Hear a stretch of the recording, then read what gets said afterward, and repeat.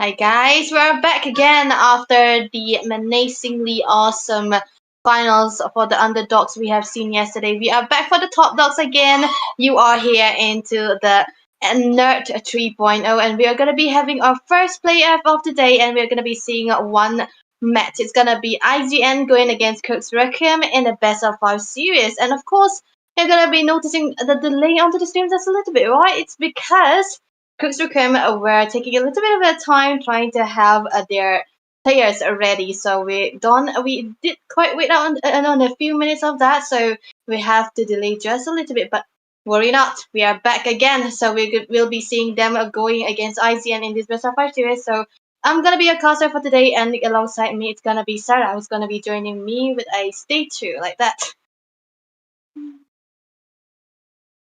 Hello and good evening, ladies and gentlemen.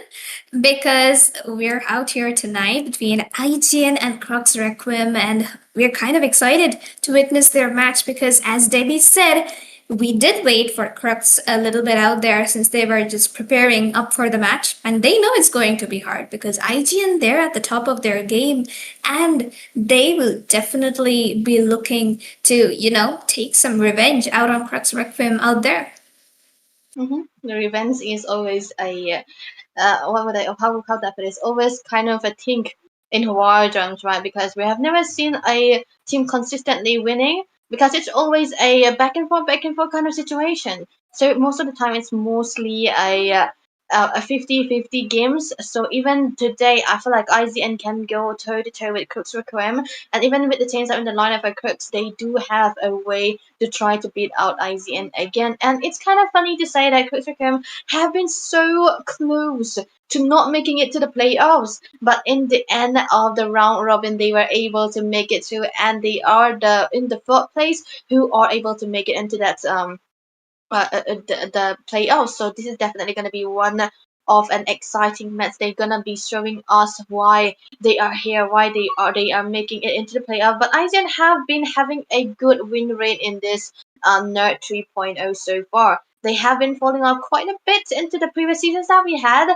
but now they are back very, very strong. No teams up in their lineup. But you know what, Sarah? I think their motto is consistency in the players, just not under the skills, but in the players. But Crux Requiem, they have been having a change up into their lineup just a little bit. So we will be seeing how they are gonna be making it work against a very consistent team like IGN. Exactly. So, like, even in the recent tournament matches, which we have seen, like you mentioned, IGN has been following through with one standard lineup for a long time now, and they have been consistently learning and improving their gameplay and macro and micro and everything else, and their curve has been a steady rise. On the other hand, Crux Requiem, we have seen some of their core players take a break and new players getting added like Crisis as well as their new roamer. So obviously we'll be able to see what their new lineup is capable of. I'm sure they have been practicing just as hard and they will be looking to, provide a tough and worthy competition to IGN's prime lineup, which is right now. हाँ निहाल बता क्या हुआ Yeah, that's gonna be the prime lineup. And we are, actually, one thing I do like about IGN is that because they usually stick to their main players, no matter how much the outcome changes. They are very, very good in staying intact. And I think longevity is the name of this squad also because they have been around since the start of tournaments time and again. They have been performing. They have had their downfall as well, but they are also rising to the top most of the time. But meanwhile, for Crux Requiem, this is a newly made team with same players playing together, a little bit of a change that we already mentioned, but they have been able to make it to the tops most of the time. Time and again, they have been faded mostly by the in every Indian tournament scene. So this is where they are gonna be showing us why they are into the top mostly. But yeah, with a sickles here and there, with a hiccups here and there, I think they will be, struggling just a little bit in going against IGN, but they also have a lot of good players into their lineup. Micro is always their options when they usually lose out onto the micro, and they usually trust themselves to play in such a way that they are gonna be flexing all their hero pool, because all of these players in the side of Crux Requiem, they have the advantage into the hero pools. And IGN, they have a very, very good discipline, sir. Exactly so. And even the game style recently has been like so patient, so scaling. They let Aaron do his job once he has the items and his power spikes, and even respect. He just farms it out and gets the pickoffs wherever necessary. Even Wish and Josen's rotations have been very on point and targeted towards just picking people off and letting their team scale up so they can win it out after some clashes in towards the late game. Crux Requiem, similar game style. Obviously, they play around Crisis a lot. Like even in Kyle's era, they did the same, but this time around, Yeah, yeah, Crisis yeah. has a similar potential. So obviously, he is also being prioritized quite a lot. So obviously, it's similar game styles between the two teams. So it's all going to come down to the micro, I believe. Yeah, that's why we're talking about micro too, and it's very important to have the winning mid lane in this meta, right? Because you want to have the early game heroes into the mid lane. This is most of the reason why the Jushin, the Firsa, or even the Kimi has been quite popular in this meta, is because when you have a winning mid lane, you have the control of the map. When you have the control of the map and around the center of the map, especially, you're gonna be having the control on the objective as well, and that is also a good thing when you add up a winning XP lane too. So this is where the start of this game are usually going around in this different kind of meta, because they usually go for a gold lane that kind of scales up, but then also it's kind of a flexible thing into the gold lane. You can go in any late game marksman or even a mid to late game marksman most of the time, and it can really work. Even if you have a winning mid, you don't really have to focus so much on how you can win onto the goal, because you can scale up. You can wait for the time where you had the power spike, because and because you have a good mid lane that you can play around with. So this has been quite the meta. So I'm feeling like we're gonna be seeing a lot of contest onto the mazes for Eden, of course, and which also these two players have been consistently playing the first star, right? And even the Salinas as well. So if we had a chart where they're gonna be the players are going to be toe to toe, head to head against each other, we're gonna be seeing similar heroes onto their pool. Selena, Juicin, and a Farsa has always been their priority pick, so it's gonna be a very, very big contest into the mid side. Exactly. So, like, it's just going to be the battle of the two best mid laners out there, which versus Eden. So that's definitely going to be something very worthwhile to see. And obviously, you know what? Which has more experience as compared to Eden, both in terms of like years as well as different heroes and roles. So Yeah. he can actually read into Crux Requiem's game style and accommodate his own gameplay and his team's gameplay. Just give out the calls in the VC itself, then tell them do this, do that, and he can actually do that even mid game onwards, even if the early game for IGN fails. So obviously, Mhm. they're gonna be reading into the game style and changing up their ways and try and look for a comeback if anything goes wrong. Yeah, that has been what IGN usually do, right? When you don't really win out to the mid most of the time, they trust on Aaron, and that's also where they prioritize onto the Moss curve, and also the Grander. We cannot forget to mention Grander when there's Aaron on the other side. But yeah, a long-awaited draft. We're gonna be here.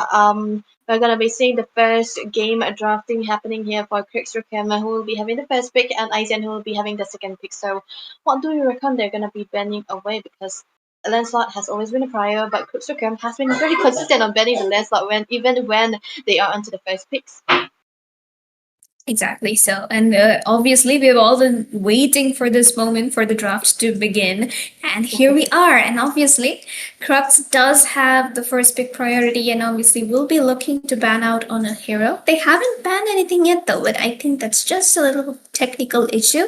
But IGN, in fact, does ban out on the Bacchia, just shows how potent that hero is on so many lanes EXP, roam, jungle, you name it. And that's why that's just always there in the ban phase. As for Crux Requiem, though, they should be looking to target ban at least one of IGN's players, and in fact, they do. They do ban out on the Jukshin.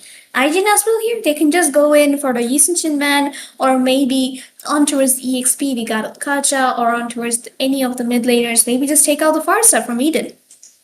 Yeah, that's a solid choice actually, taking out the Farsa also.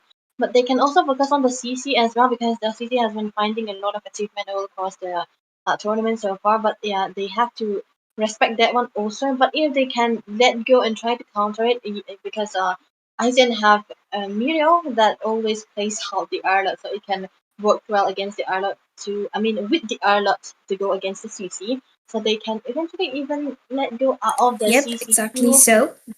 Yeah, I think the Farsa ban is a very very solid choice coming into the side of the eyes, and you have to remove this Farsa very early on. So two early game mid laners are gone, and Kalea taken away by the side of Crux Requiem. So no Lancelot ban just yet. So Crux Requiem, they want the Lancelot, or should IGN ban this right now? I think they should, right?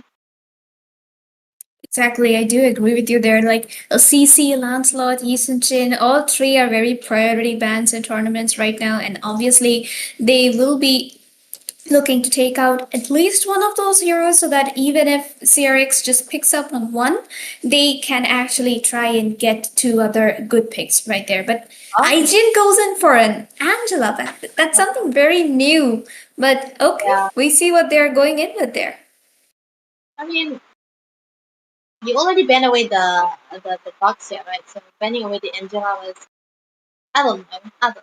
I think they just want Quick Circle to play the Lancelot and try to counter out the Lancelot because in the recent days I've been seeing the Lancelot being open and not as a counter but as a equalizer. They pick away the Joy most of the time. So maybe they are trying to go for that spread too. But lately IGN have been playing so good on the utility jungle, even though Respect is a very good assassin player. But yeah, we have completely forgotten this hero. The 1-1 was completely open, so the 1-1 picked away by the side of Coach. Very, very solid choice. Since Aizen already banned away the Farsa, right now, Aizen do have a chance to pick up a hero that can be good against the 1-1. Hayabusa is still out there. If they really want to go direct counter into the first, not the first, the 1-1, they can go pick up the Hayabusa or even the Lancelot. Okay, there we go. They choose to go for the Lancelot instead. Yep, and like we were predicting, Crux Requiem to definitely go in with the 1-1 right there. And IGN, in turn, to counter that, definitely lock in on the Lancelot and the Hylos. So even if the crossbow of Tang does open up on anybody, the Hylos can actually help just soak up the damage as much as possible. Again, though, a counter to that once more, it's a CC immediately getting picked up on towards the EXP lane and the Gatot on towards the roam. Yeah, that got onto Ethereum. I think that's definitely a good one at that because I think they do really have an option to try to have a good setup, and it's also very good that they pick out the gut touch so very early on because this hero has been a bit too much contested. Even into the first phases, even yesterday into the finals, we were able to have these Gatot all three games, and it was actually very very good that they use it to their advantage as well. And now IGN they do have a chance to pick up a hero that can be a menace for the side of Crux Requiem. So Arlot, okay, Arlot for Muriel here. So they let go of the CC because they know they will be able to play the Arlot onto the XP side. So Crux Requiem are completely opening a good hero for Muriel too. That's gonna be a setup and as well as a damage striker for the side of IGN already into their hands. So I think it's a very solid choice that they are going for very, very early on. But right now, ICN, what could they ban here? They should ban a mate, right? Or, okay, Frederick. Huh. Decent choice, actually, because the Fredrin is actually a pretty irritating hero for assassins like Lancelot because, taunt, knock up, everything just comes and goes. So, obviously, good ban right there. And I do think the next one should be a mage ban. It could possibly, like, the Jukshin and the Farsa is getting taken out, and which might be looking to pick up the Selena or in fact the Luoyi on towards the mid lane. So they do need to take out a hero which can possibly counter those two picks. CRX on the other side, they decide to ban out on the Moskov, which is a good choice. Once again, Aaron pretty confident on that hero. They wouldn't be taking out the Granger though, because obviously there's a 1-1. So picking up a Granger, kind of a mistake, but then again, it's all up to the user. But instead, IGN decides to go in for the Hayabusa ban, and a Harith gets banned out towards the goal lane. Yeah, I think it's actually a solid ban coming in from Crux Requiem. You have to remove any lead or any advantage that IGN can get into the hands of Aaron. So they might have been forcing them to go to Irithel, so I don't think IGN can fall for it. They should pick up a mate right now because they can pick up their goal into the later parts and see what Crux Requiem are going for the mate so that they will be able to play another goal laner. If they go for the mate here, it can be a counter pick coming up for the side of Crux Requiem again. So what is gonna be good against the 1-1 and the CC combination? There's gonna be a limited choice for IGN. Kadita, not the best. But okay, they want to go for the Valentina, so that's gonna be lacking just a little bit of a magic damage on the side of IZ. And since the Harriet is taken away for Crux Requiem, they have to go for. Oh wait, will Nathan come through from the side of IZN? It is quite possible, because they only have one major magic damage dealer, which is the Valentina, and meanwhile, Crux Requiem has 3: a Joy on towards the jungle, a 1-1. Then a Kadita and a Garut Kacha. Like, even though Garut is a tank, he can actually go in for a lot of damage, especially once he gets that blade armor. So IGN really needs to think this through. They could go in for the Irithel, but obviously very vulnerable to that Joy and Kadita. So they should be looking to pick up on the Nathan quite easily. But no, they decide to go in for the Bruno. Yeah, the Bruno, huh? I think the Bruno is like sure. I mean, I like the Bruno. I like the Bruno against the 1-1 in the 1v1 situation because he is one of the only marksmen that I know that can far well. Because, the Harriet's ban away and the Moskov ban away, so the only choice that they could go for was either the Granzer, the Nathan, or the Bruno. And the other two doesn't fare well against the 1-1 in lane. So they want to choose their early game 1v1 winning option. It's actually gonna be fine here if they play their cards right for IGN, but the thing is, the execution part is gonna be very, very tricky. But Crux Requiem, they do have a Kadita that can have a low pressure against the Bruno or even the Valentina, so they have to bring out the Purify as well. So this is gonna be important for IGN for them to have that mid control, because they do not really want to give away the boost advantage for the Kadita most of the time. If the Kadita have that advantage, it's gonna be camping everywhere and you'll never know what you're gonna be getting. But the downside of the draft coming in to the side of Crux Requiem is that they do have only one setup, which is the Gatut Kacha, but it can still work out because they do have the Kadita that can make up for the crowd control that they are gonna be lacking in. Exactly, well said there. Like, the Kaza just jumps in with the AOG, and there's the CC with the curtain call. So that's like a very tried and tested, successful combo right there. And then the Kadita can just go in with the Petrify. So it's decent, but then it's again counterable. So we'll really have to say, see how it works out for them. Meanwhile, IGN, just complete going in for a snowball kind of draft. You go in with the Arlord, you final slash in, you glorious pathway in, dive in with the Valentina using the AOG possibly, or maybe the curtain call. And it's just a game of bursting people out, because Bruno, once he has 2 items, he's gonna be dealing a lot of damage. And Joy and 1-1 will need to look for some kind of gameplay and game style which actually counters the burst damage which will be coming in from the Bruno. Yeah, that's actually gonna be good. The early stages of this game, IGN should be able to have that control. They do not want to let away the Joy most of the time. But yeah, we did talk about the Lancelot and Joy combination. I mean, not the combination, the enemy's life, I would say. And now they're gonna be seeing. So let's head into the Land of Dawn, ladies and gentlemen. This is gonna be the first match of today. Crux Requiem will be going against IGN in this best of 5 series. This is the playoffs game number 1, and we will see who's gonna be coming out on top. So Sarah, who does have the better drop in your opinion here? Like early game, definitely in the hands of Crux Requiem. Just gonna be siding with that Kadita right there. And if IGN does manage to get the Bruno farmed and like farmed up and getting the goal lead, he definitely has the chance to turn the tides. Obviously, here we can see IGN with a little advantage at the early rotations just because of the poke coming in from Hylos as well as Valentina. But then again, it's a very risky move, and even Joseph has a very smart rotation here to try and steal away, respect small camps, and then go back to his red. So that's a pretty good decision making right there.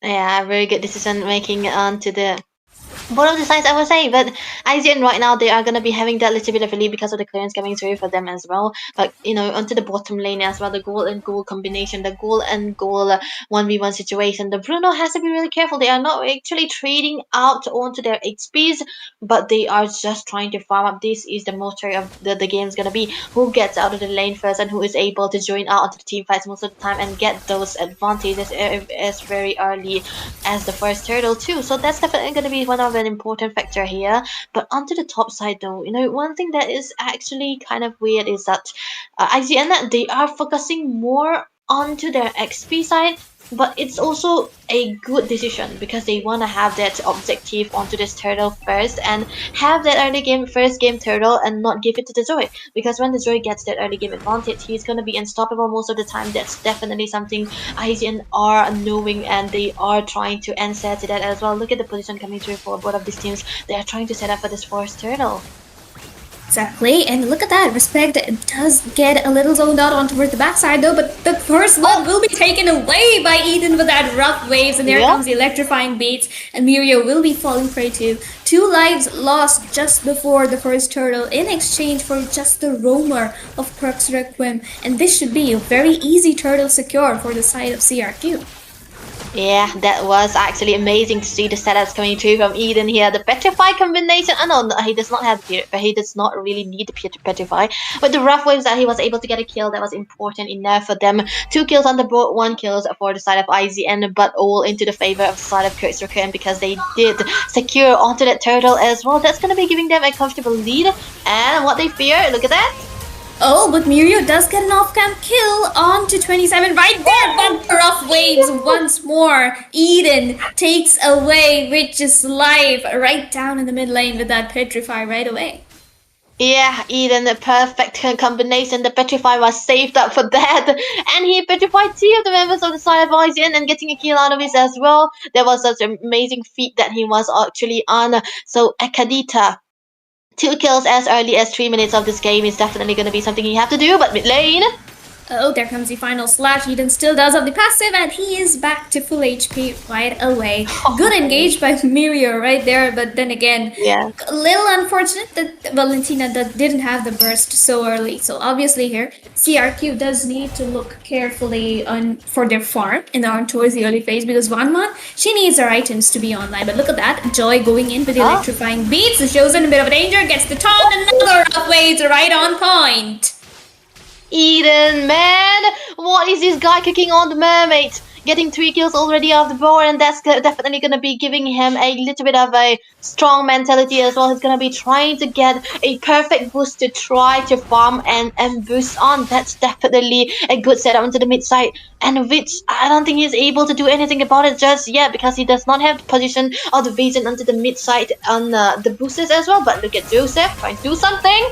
Another electrifying beats comes in. The final slash was very on point by Mirio right there, but there's just not enough damage to take down any of them. On towards the gold side though, Chosen trying to look for crisis, but he has the immunity. He can just back off easily.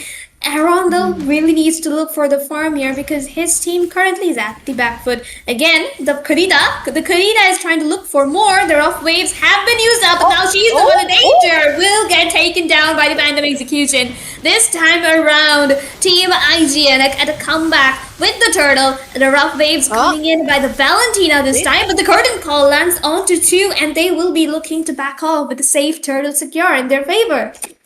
Yeah, turtle in their favor. The second turtle, definitely Aizen capping back with those damages and with those sets coming through. That was a perfect full off for the side of for Respect. He was able to get that down, but there must be something he's trying to look for. But there's nothing much. He's just trying to clear onto that minions as well. But the bot lane will be secured. The turret will be secured by IGN. But look at the taunt coming in. Oh, Mirio is the one in danger, and once again, the Kadita and Gadokkaja will together be able to secure a kill onto him. But IGN here is actually playing it smart by securing Yeah. Aaron's lane first. Even though they are Mhm. lacking behind in kills, the gold is pretty much equal right now. Yeah, the goal is pretty much all onto the hands of Iran, onto this Bruno, and I think it's a very good thing that they did this for them as well. But look at that Respect, not even trying to give away the turrets, not no compensation, nothing so far, nothing just yet. But Crux, all the members here onto the bottom lane, just trying to rotate out on to see if they can find something out there. But there was nothing much. This is gonna be giving a little bit of a free fall for Aaron the Creator onto the top lane, which Joy, such his life was able to take down onto that compensation as well. But first, Bill already onto the hands of the Kadita as well as the Joy, which is definitely going to be the Sterling side.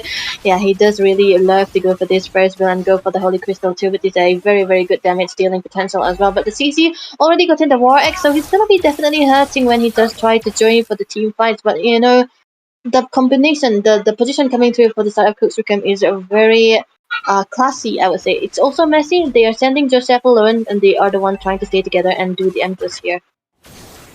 Exactly, and like, hey, Crisis and Aaron, they have a kill difference. Yes, like Aaron has one extra assist, but Crisis is equal in gold, and on toward the goal lane, we can't see what equal Oh, gold does to you as a 1-1. Secures that kill onto Bruno right away, and even Mirio is now in danger. He's trying to look for some damage, but Crisis will be able to escape with one slither of HP remaining, while Joseph sneakily will be stealing away the turtle. Very smart work coming in from CRQ right away on towards the mid side. We can see the CC melting down so very easily. yeah, that's definitely something out there. But Respect trying to find a little bit of a momentum. Just it's gonna be trying to clear out the minions, so they are trying to keep their mid lane turret intact, but the bottom lane is onto the focus again, and it's gonna be falling down.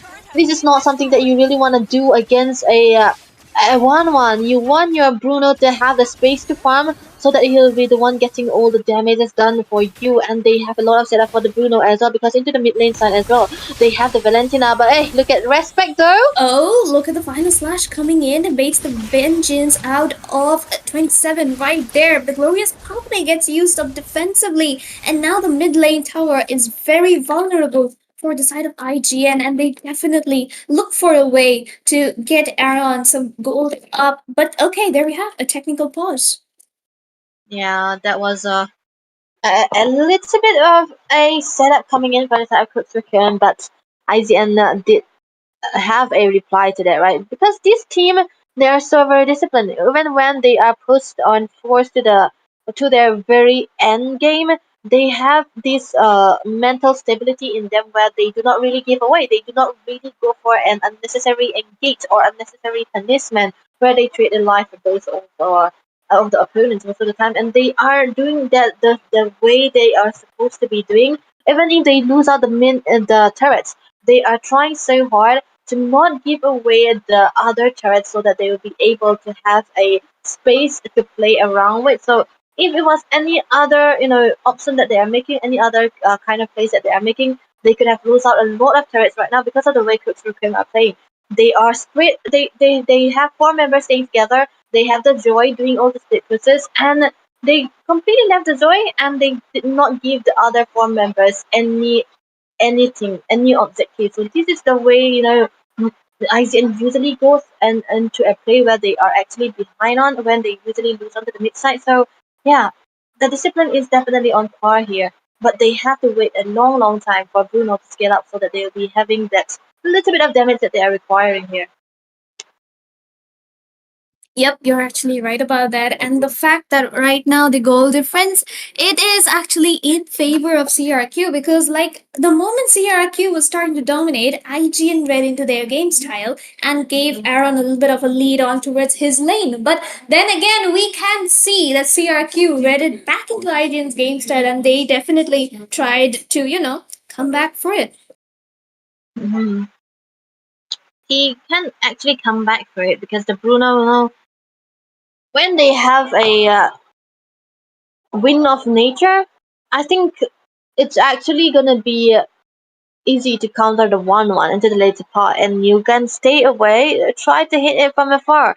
But the thing is, Aizen do have a vector that can give the crossbow a thing easily for a crisis because it is chosen onto the hilos, and he's basically a sitting duck in front of the 1-1, and he'll be able to get all those damages done, all the ultimate openers here. But I really like to see what kind of build he's going for, because last night Gami was actually building out the crit build or even the Hessus class build because he really do not want to depend solely onto that crossbow thing. He want to have that basic attack damage also. So I think this time around Crisis, with 2 kills already onto the board, he might eventually go for the Trinity again, which I'm not sure yet. We can see into the game as well, but well, we'll be back into the action again this time around. The game is actually slowing down with the pulse coming in. Exactly so. And now that we're back, we can actually see like all of these teams, they are just looking for engages just to get some kills and get the goal back in line because IGN at the moment, they are losing out. Like one wrong positioning from either of them, and then the Karida and Garkaja are just going to be picking them off. They need to give Aaron some leverage to stand in one place and actually hit his skills because that's where his damage is. But with the Karida in front of you, with the Garkaja who has probably picked up on the blade armor, it is so very difficult to do. And look at the positioning. Look at Garot and Khadija just coming in, trying to go in from the backside to mark down the Bruno or the Valentina just before a team fight. And but okay, Garot Kasha needs to watch out because it might just be a dead bush right there. The positioning is so good for Eden here. Even if Miro tried to go for it, he might eventually get a little bit of a pressure and get killed out. But the Lord is gonna be out right now, and it's on to the focus for the side of Crux Requiem. But one thing that's very sure is that IGN, they are trying to pass desperate. Look at that. Oh, look at that. The curtain call comes in. Joseph will be securing the Lord right away. Meteor trying to go in for the final slash, but will get mentored down right away. And there comes the crossbow of Chang onto Lancelot and will be securing the killing spree from the hands of Crisis. 2 members down from side of IGN and Lord getting secured by CRQ. They'll now be looking to take down that mid lane. Look at the taunt coming in on the back line. A double knockup coming in right there by the Kadita. And a wipeout coming in from the side of CRQ as they take down Aaron as well. Marching straight down the mid lane. The heavenly blessing of the shield of the turret is gonna be falling. And the Lord is marching right down. Yeah, the Lord will be able to get that one turret, and they are trying to focus onto that inhibitor as well because this Lord is very, very healthy, even though it's not a very evolved Lord. They're trying to do something out of their crisis, trying to find a little bit of a chasing away Izzy and to pop away that in the Holy Blessing as well. So this is going to be putting them in a really, really bad foot, but respect. Yeah, he's just trying to style on that, trying to get out the minions so far so as not lose out onto the first inhibitor that they have into the mid side, which is going to be important. But look at the Petrify though. That's actually very close for Witch to be taken away. I think he does have the tough boots, right? Or am I tweaking? Because he was surviving that onslaught though. Exactly so. Yeah, there And we go.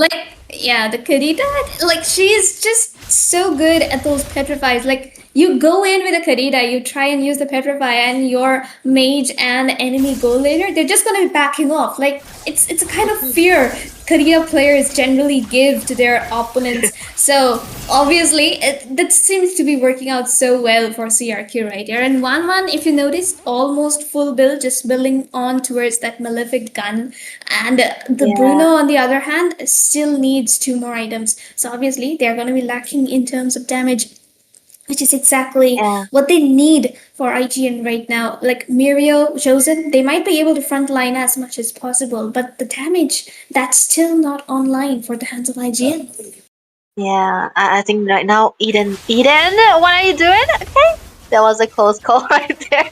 They're trying to see if Eden is gonna be camping rather, and they are right, but they're gonna be chasing him away. But on the other hand, Puppy's Direct is onto the other boost, is trying to get out of vision for his team as well. One thing I'm completely proud about Joseph playstyle is that he was able to get all the small creeps that Respect hasn't been getting, and he was able to farm onto the XP lanes most of the time and able to get all those turrets, which helped him have the farm quite a lot, and then able to get 3 items under 11 minutes of this game, which is actually a very, very good decision for them as well. So that is a good gain for the side of Crux Requiem. So that kind of helped them have this momentum again. All the boosts, if left unchecked, there's always someone out there. It's either the Kadita, it's either the Gata, and there's also a 1-1 threat coming in as well. So the Lord will be now up here again, and IGN, what will be their decision, if they are going to be contesting it or if they are trying to defend it. So it's going to be the second option here right now, so they have to fall back. Exactly. So, and that's like going to be the second Lord getting secured by CRQ right there. And obviously, like, you know what? They are just playing it so with so much discipline right now.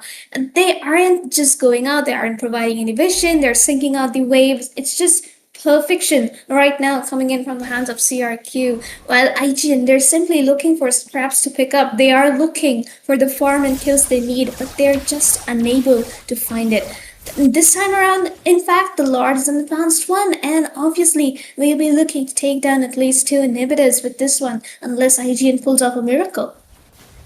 Yeah, this is definitely gonna be bad for IGN. They do not really have the best, the best clearance, but they do have the Bruno. So if the Bruno is surviving in a longer time period, but never mind. AOZ starts there. Okay, we can see the electrifying beats onto the backline already, taking out Aaron, Respect, and Mirio. No damage dealers left from the hands of IGN. Valentina goes down as well. Wipeout comes in, along with the base being the 6th member of IGN to fall with the rest of the 5. Game 1 in favor of Crux Requiem, securing a 1-0 lead.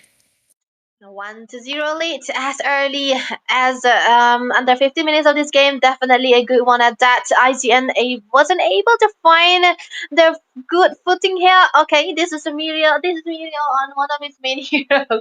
That's a bronze. I'm gonna screenshot this and send it to him as well. But that's definitely something we don't really usually see, because in this tournament, in this NERP 3.0, Ireland has onto the hands of IGN has always been a win for them. But what a good game picking up for the side of Crux Requiem. They were able to find a pressure all across the map, just because of the presence of the Joy, just because of the presence of the Kadita. And when you give out the Kadita an early game advantage, he's definitely going to be playing this way and going for the ambushes, going for the pickups, and that's exactly how Eden has been doing. And I don't think Witch onto the Valentina was able to respond to that, because there's not much of a big ultimate he can take.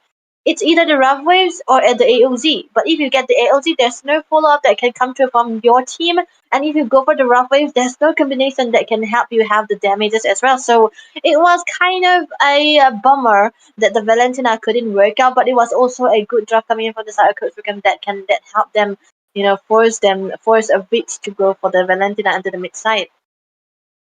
Yep, and the fact that actually helped CRQ take the win in their hands, like the fact that CRQ actually won, it's just that they were able to read into IGN's counters, and they rotated accordingly. Like once they saw that IGN was supporting Aaron more, they in fact pressured Aaron's lane itself. Even though IGN had spot lanes, it was CRQ just pressuring that bot lane so much and taking Mirio out right away just with the taunt and erupt waves. That's where things kind of went wrong for IGN, even though it seemed like they had it in the bag, and CRQ just came back in full power after that early domination from Eden to secure the match with just 2 Lords in under like 15 minutes. Yeah, that was definitely a discipline coming in from Crux Requiem as well. And I kind of like the macro gameplays coming out from the side of Joseph as well. He was able to do so much because there wasn't any member of IGN who were going for him. They were always sticking together. They are trying to respond to all the plays that can come through from the other 4 members that was available for the side of Crux Requiem. and that kind of gave Joseph a leeway to get all those inhibitors. I mean, not the inhibitors, those turrets that was completely left open. So that's definitely something that IGN have to focus on.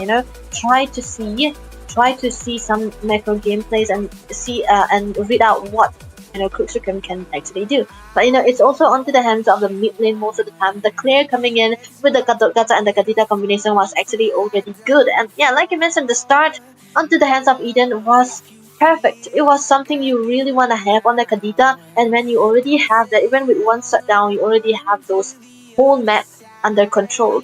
So IGN, they couldn't even respond to all of this, and yeah, they also focus on the Arlott so much more than other teams. So it was they were basically keeping him useless, and I don't think Muriel was able to find any sets out in that first game. So this can be a redemption out. So we'll be going into the second game drafting phase. IGN will be onto the first pick, and Crux Requiem will be having the second pick.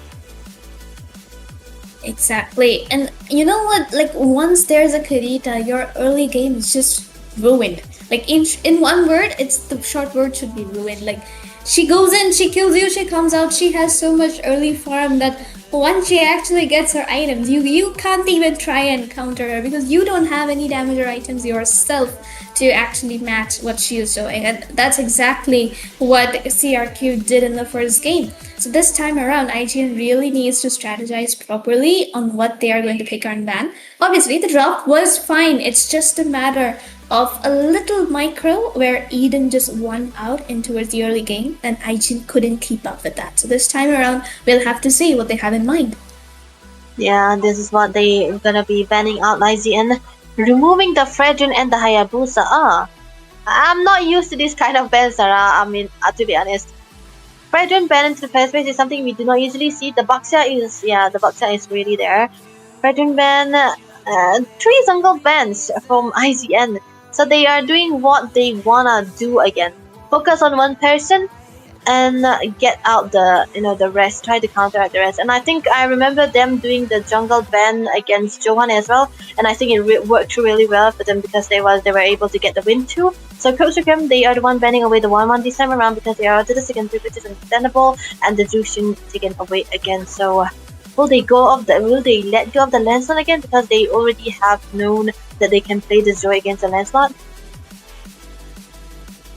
Exactly. Like, the Baxia, Hayabusa, Fredrin, like 3 target bans for Joseph right there. While CRQ being the ones to ban out the 1-1 Juxian and Witch, definitely targeting like Aaron and Witch. So, but this time around, IGN has the opportunity to pick up on the Kadita, but instead they decide to go in with CC, definitely a lane winning pick, which it did show in the first game as well. Like, Mirio was getting really cornered by CC's constant pull. So this time around, IGN decides to secure it for Mirio, giving him some edge on towards the laning phase, while CRQ, they might actually lock in on the Arlott and the Kadita themselves. Like, that makes a really good combo in the team fights.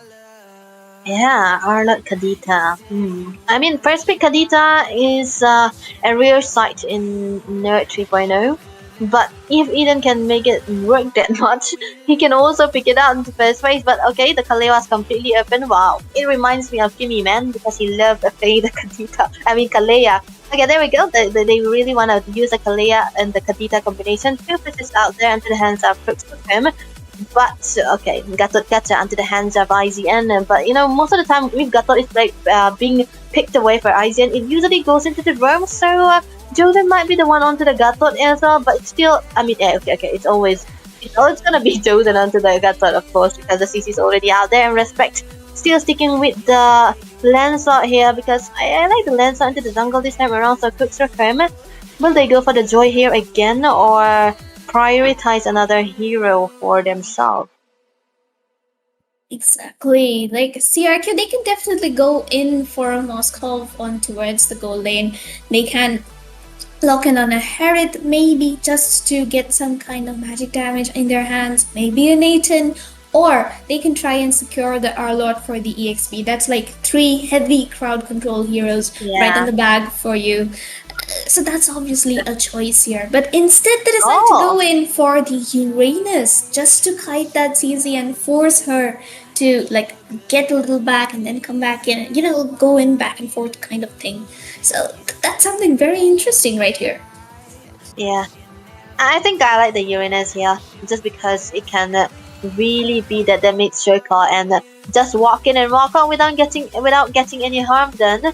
But Crux Requiem now they can ban away the mage and try to lessen the heroes of wits again because into the first game also he was forced to pick up the Valentina in the bad case, so it didn't work out. So this time around they can actually ban away it again. But they can also force a hero from Aaron as well. So okay, they banned out the Valentina, focusing on bits instead. Very understandable though, because they have the Kalea already, so they do not really want to give away the Tsunami Slam onto the hands of IGN too. So another jungle ban, Sarah. That's 4 jungle ban coming through for the side of IGN. And Selena already taken away by Crux Requiem again. 2 mages, 4 jungles. Yeah, but it's like Joseph is getting the Kyrie treatment and Witch is getting the Sans treatment. So that's definitely something coming in by both of these teams. So obviously here we'll have to see what Witch decides to pick up. Like there's a Karita in front of you. What do you pick to counter that? There's no Jukshin, there's no Selena, there's no Valentina. So what do you pick? Good question. But on the hand of IGN though, they have banned out on the Yusunshin, Hayabusa, Fredrin, Baxia. What is their possible next plan? Yep, okay. it is the Moscow. Like, stole it away from my mouth kind of thing. It's actually funny, Sarah, because see, both of these teams, they ban away the goal laners, 1-1 goal laner, and Crux Requiem ban away 4 Witch hero, IGN banning away 4 Joseph's hero. So that's kind of weird, but Crux Requiem, they are still going for the Granger when there's already a Lancelot, but still a safer choice, I would say. They really want to have that combination. If we can see the Kalea and the Beatrix combination, it would have been good. But the Kalea against, the Beatrix against a Lancelot is not really the best choice. So the thing that was left open was the Granger and the Herod. So this is exactly what Aizen is going to be going for. They can have a utility onto the mid side right now, but I'm pretty worried what Which is gonna be playing Novaya? I don't know. But Kimmy. Okay, still valid. Oh, it's actually pretty interesting. But Wow. okay, hey. Joseph is actually cosplaying Kyrie tonight or something because look at that, he's on the fanny. Because 4 of his heroes gets banned, except just the fanny, the last one remaining, and he actually locks in on it. So that's a very smart move coming in by CRQ. Like give away the Kimmy, give away the Harriet, 2 heroes with like no stuns or that much of mobility, and pick up the fanny and just burst them. Good game plan right there, unless of course Jojen comes to the rescue. Josen, it's definitely gonna be onto his hands, but there's gonna be a lack of crowd control for the Fanny here from the side of IC, and it's gonna be the Ton only, or the current calls if Miro played his parts right. So we'll have to see what they can do here, but I'm really liking the Fanny coming through from the hands of Crux Requiem because the Fanny is such a good counter to go against the Harriet too. In comparison to other assassins that IGN have been banning away, the Fanny was actually the best to go against in their component composition right now. So yeah, like already always mentioned, the meta is where the mid lane is gonna be more prioritized. You're gonna have to have that gameplay where the mid control is into your hands. You have the control onto the bushes. You don't give away for your opponents to go in and have that pressure onto your lanes as well, or the objectives too. So yeah, we're gonna have to see what they'll be able to do this, because this combination, this composition right now, they are heavily pressured into the early game as well as the late game. It just comes down to how well the execution is gonna be going, and it's gonna be important for each of the XP laners to win out onto their lane as well. Exactly, and like you mentioned, Red, IGN has practically no crowd control except the AOG and CC's current calls. Even Kimmy, that's a very lucky second skill. Like only if it lands, only then is the immobilize going to work. Meanwhile, CRQ is like filled with crowd controls with like practically every skill except for Granger and Uranus. So definitely, as we step into the land of dawn, ladies and gentlemen, CRQ has a 1-0 lead on to IGN in this best of 5. So IGN really needs to step it up in this game and actually give it their best to try and settle the score for a 1-1. Early game, Kimi definitely going to be winning out in the laning phase, but as for the team fights though, that is going to be a whole different scenario once the Kadita has at least half an item on. Yeah, and I feel like if the Kadita can play the cards right again as he did into the first game, he will be able to find kills all across the board because the kill pressure coming from the side of Crux Requiem is too much for them to handle. Look at the position here. Eden trying to give out a little bit of a vision. Look at the dive. He's trying to look for something here, but that's gonna be a steal onto the script right now. Jojen cannot do anything about it because he does not have the required crowd control that can stop the Fanny. This is gonna be a flying butt which is gonna be so free. Exactly, and like Respect actually managed to secure this small creep though from Joseph's hand, even though Joseph actually used up his retribution. So that's kind of something like it shows that Sir is locked in and like he's all into it. It's Yeah. obviously he left his red buff just for the small creep because he realized that if he doesn't manage to secure that, he is not going to be having that level 4 advantage at the turtle. And rest of it, it's just a very normal thing going on. And look at the flicker gets baited out of Crisis' hands, and Josen takes in a lot of turret damage. Risky move, and I think that is just a little bit of a miscalculation coming in from Josen's part, I would say. Yeah, there was actually also a trick from from Crisis as well. He was able to figure a way, but a weird rotation coming out from them too is that they rotate down to the bottom lane. They do not really have a setup, but Muriel might be in trouble.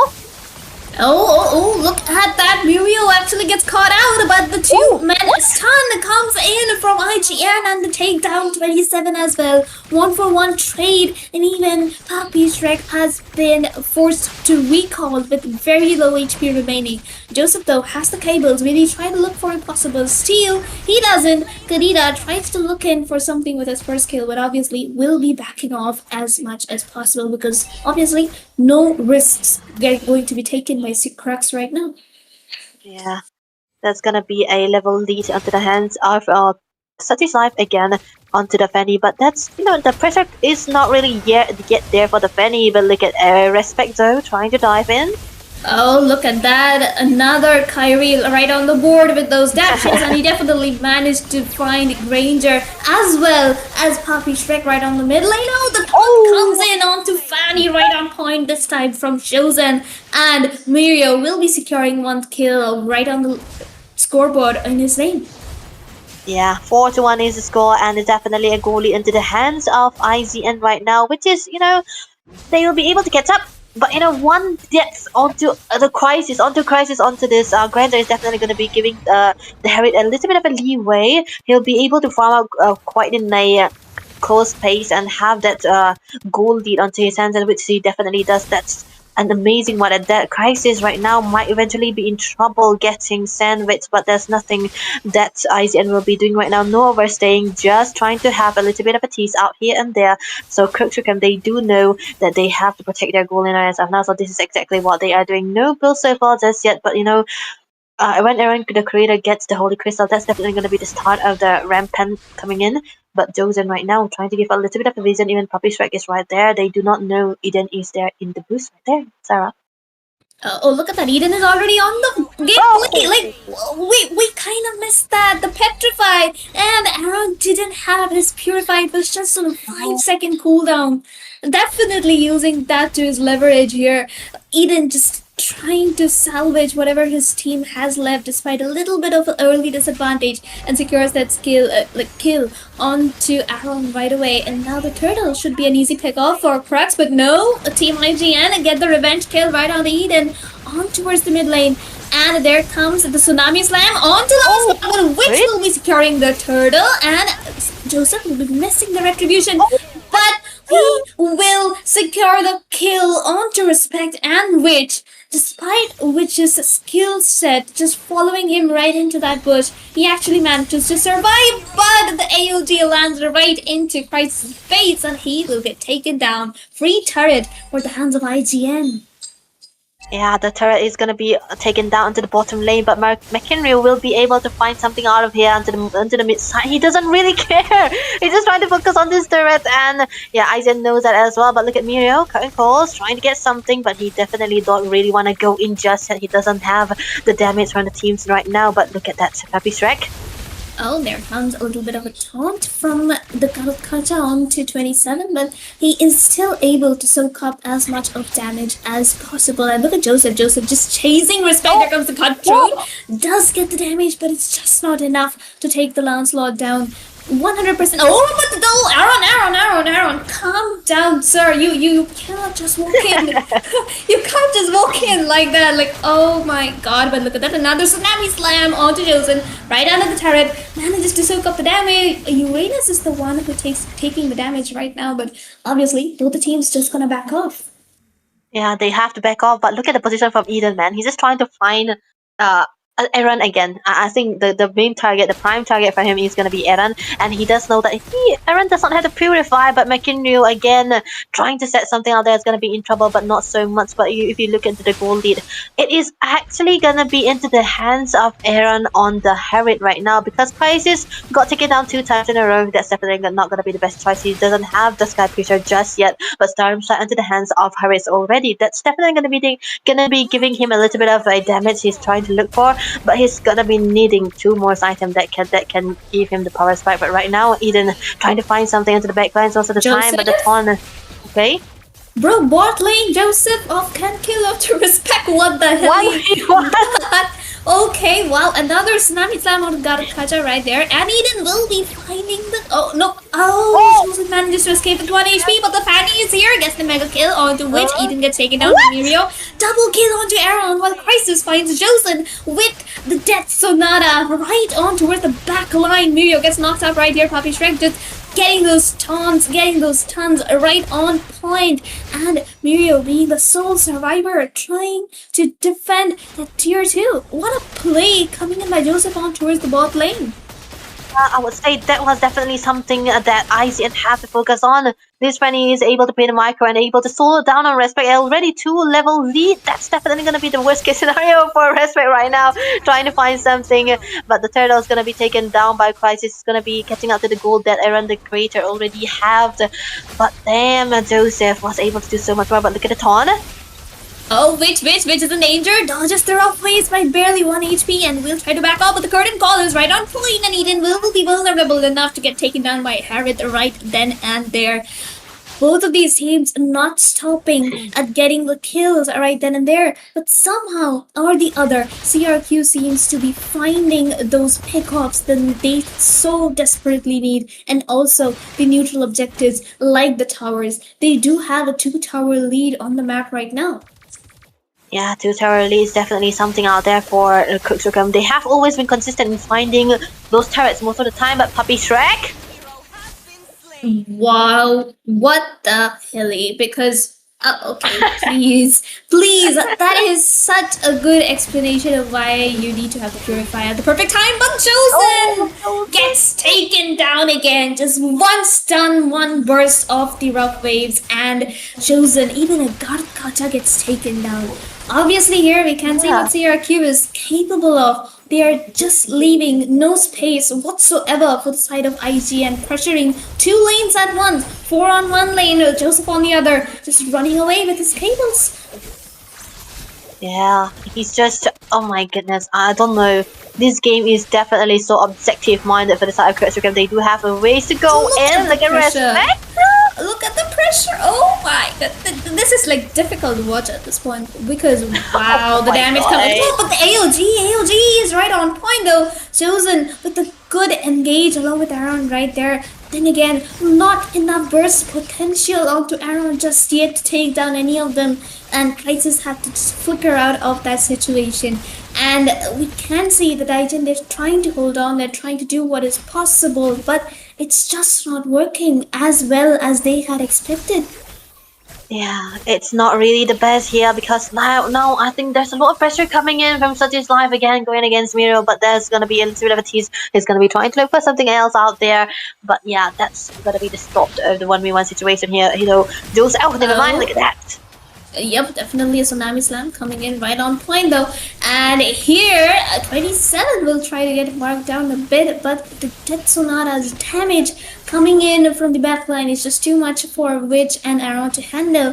While they also accidentally did lose out on the tier 2 just to one cannon minion. Now that's not good. But okay, CRQ have actually started out on the Lord right now, and Respect reads onto that, does manage to get to the place right on time. Yeah, that's a little bit of a delay coming in from the side of IGN, and they are trying to stop Crux Requiem to get the Lord so easily, because if they lose out this turtle again, the inhibitors will eventually be falling down, and that's not gonna be the best case scenario, because into the first game also it was all the inhibitor that stopped them, but never mind, look at that. Oh, we can see the engages coming in. Did manage to use up the Tsunami Slam, and but there wasn't any casualties so far. Spec, he's a little bit low. There is no revitalize for anybody. Look at Eden's positioning. Oh my goodness. Oh, but Respect steals away the retribution. Will try to look for an escape, but he is too low to survive, and he gets taken down right away. But Aaron finally online gets the killing spree. It's only a 1 for 2, along with the Lord getting secured by IGN. Curtain call, rough waves to try and escape. There comes the petrify, but taken down. A double immobilize coming in from Witch right there. He's trying to escape, but Witch is going to get taken down. That's a tank fanny for you. And Miro is also kind of low, but is still trying to fight because he has a higher damage potential unless and until the cables actually hit. But then again, it's Joseph. Can you really try and cover this? Oh, he's actually doing it. He's doing it. He's doing his best. Oh no, Joseph with the complete outplay right onto Mirio's face right there. Mirio, man, what are you doing, my dude? That was definitely not something you really have to do. There's a tanky Fanny right there, and he's able to find some way, but Aaron. Oh, there comes his man force. He's trying to look for some damage, but Aaron he isn't able to get any significant damage on the Fanny right there. I do believe she has some kind of a magic defense item along with the wings, which actually helped her to survive against Mirio. Like the spell bam towards the last second is just too much for you and Mirio to handle. So definitely here. And he's now picked up on the Heptasia, so he's gonna be hurting like hell with that 911 KDA. Like out of 14, 9 kills belong to Joseph. That just says how good he is on that hero. But I just seems to read into the fact that he is going for the split push, so obviously they are going to be camping. But look at Joseph! Look at Joseph! He's just trying to go in for more. Chosen will miss the taunt, but on towards the mid side, no real engages coming in as of now. Yeah, that's definitely a Fanny who's doing everyone's job, right? A tank Fanny, and there we go. Like you mentioned, radiant armor into the hands of the Fanny here, and the Queen's Rings as well. That was definitely helping him survive, and with the presence of the Malefic Roar as well as the War X, that was definitely something that helped him solo kill onto Meteor, onto the CC as well. And I think this time around they have to be really careful. They do not really want to do anything out there. Respect. Oh, he's trying to look for more, but he gets taken down, but his team retaliates, takes down Joseph, finally, but the Tsunami Slam on the Juice, and he does not have enough sustain for the rough waves right there, gets taken down, Mirio with the engagement, look at Aaron, he's doing it for his team, he goes in for the back line, he finds 2 with that double kill and the perfect Zaman for his positioning. Team IGN is back into the match. They are looking for whatever they can find. They're getting the kills. They're getting the damage output online. The turrets are in danger. The inhibitor does not have the shield. They're going to be straight up pushing in for that inhibitor. Mid lane getting taken down without any issues. Are they going to be going in for the turret? Oh, they can't go in for the base. The minions are up online.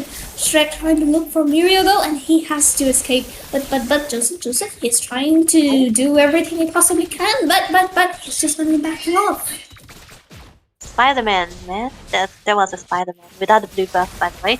But definitely IGN having that little bit of a setup that they are looking for right now, that's definitely going to be helping him. But the thing is, they also have around the creator having the Holy Crystal already, and the Divine Glaze is going to be necessary for him too. And Crux Requiem right now, they have to find a kill onto Aaron the creator. But the thing is, he has been very, passive. He hadn't been really active. He's just trying to wait for the Fanny to comes in. But right now, the Lord is going to be setting up. Look at that. Oh, Joseph too much in for that damage, and Aaron will be the one securing the Lord, and Joseph actually falls prey, and we can see Mirio going in for the backline with a double kill.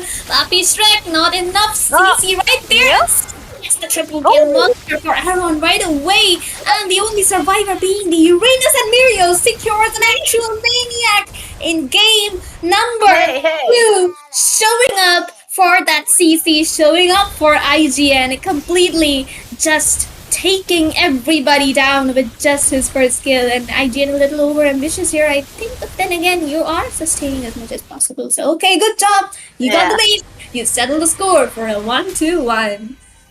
What was that game, sir? I wasn't expecting IGN to have that comeback. But yeah, what a good setup coming through, and a meaning for Mr. Meteor right there. That's gonna be a recall Thailand team, and I don't think his previous teammates will be taking it to, I mean, they have to, they won't be taking it. They will be sowing themselves into the next game, which is gonna be making the game much more interesting. But what a comeback, guys, and they were able to find their footing, and the last build coming in from Mirio was actually the Sea Hell Bird, which helped him get all those damages and all the shutdowns onto the members on the side of Crux Requiem. And of course, Witch wasn't able to find that much of a place to have the damages, but he was able to find those last hits, and that helped them have that momentum where they build a lot of damage. They give out a lot of damage onto Crux Requiem, and Miro was there to try to set them down most of the time. But of course, we cannot forget to mention around the crater onto this Harriet. He was having the Divine Glaives already when he was trying to go into the team fight, and that was helping him survive quite a lot. And even this game around, I think Crisis hasn't been able to find that good space to have the damages done, because even on his Sky Piercer stack, it wasn't having that much because he was 4 deaths down, 4 kills, which means he doesn't really have the stacks required. But look at the damage though. 38% damage onto the hands of Meteor onto that CC, huh? So, well, I mean, I think I like him more onto the setters, but he performed so well onto the CC. Exactly, like it's just the hero, right? Like a CC is such a hero which can take you from being a 0 to a hero, an L to a W, Yeah. a negative aura Yeah. person to an aura farmer person, and that's exactly what happened in this game. You give Mirio the Arlot, he's gonna give you a very nice and sweet chocolate, but you give Mirio the CC, he's gonna give you a perfect golden necklace or a badge, whatever you call it. So obviously that's what happened in this game, and even though we have to commend Joseph on his actual pickoffs, the retributions, and just a little over engaged at the Lord where he just stepped right into Chosen's taunt, that's the only thing which goes wrong, and everything else has been so perfect for Joseph in this entire team. And I think it's just just Crisis not being able to keep up with Aaron's scaling as much as possible, as much as he would have liked to, and that's just what went wrong. And that is it for game number 2, ladies and gentlemen. A 1-1 tie score in this best of 5 right now. IGN with an amazing comeback in the second game. We'll be back right away with the third game, so don't go anywhere.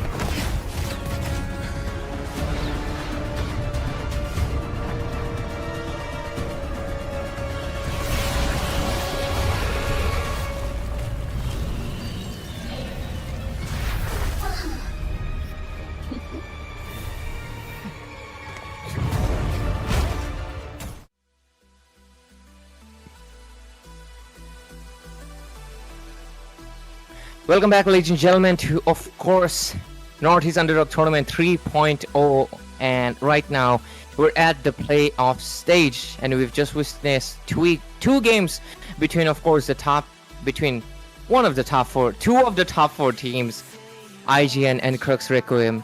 They just fought out two of the matches in this best of 5 series, and this was a full-on head-to-head competition where we just witnessed both of the teams got 1-for-1 score.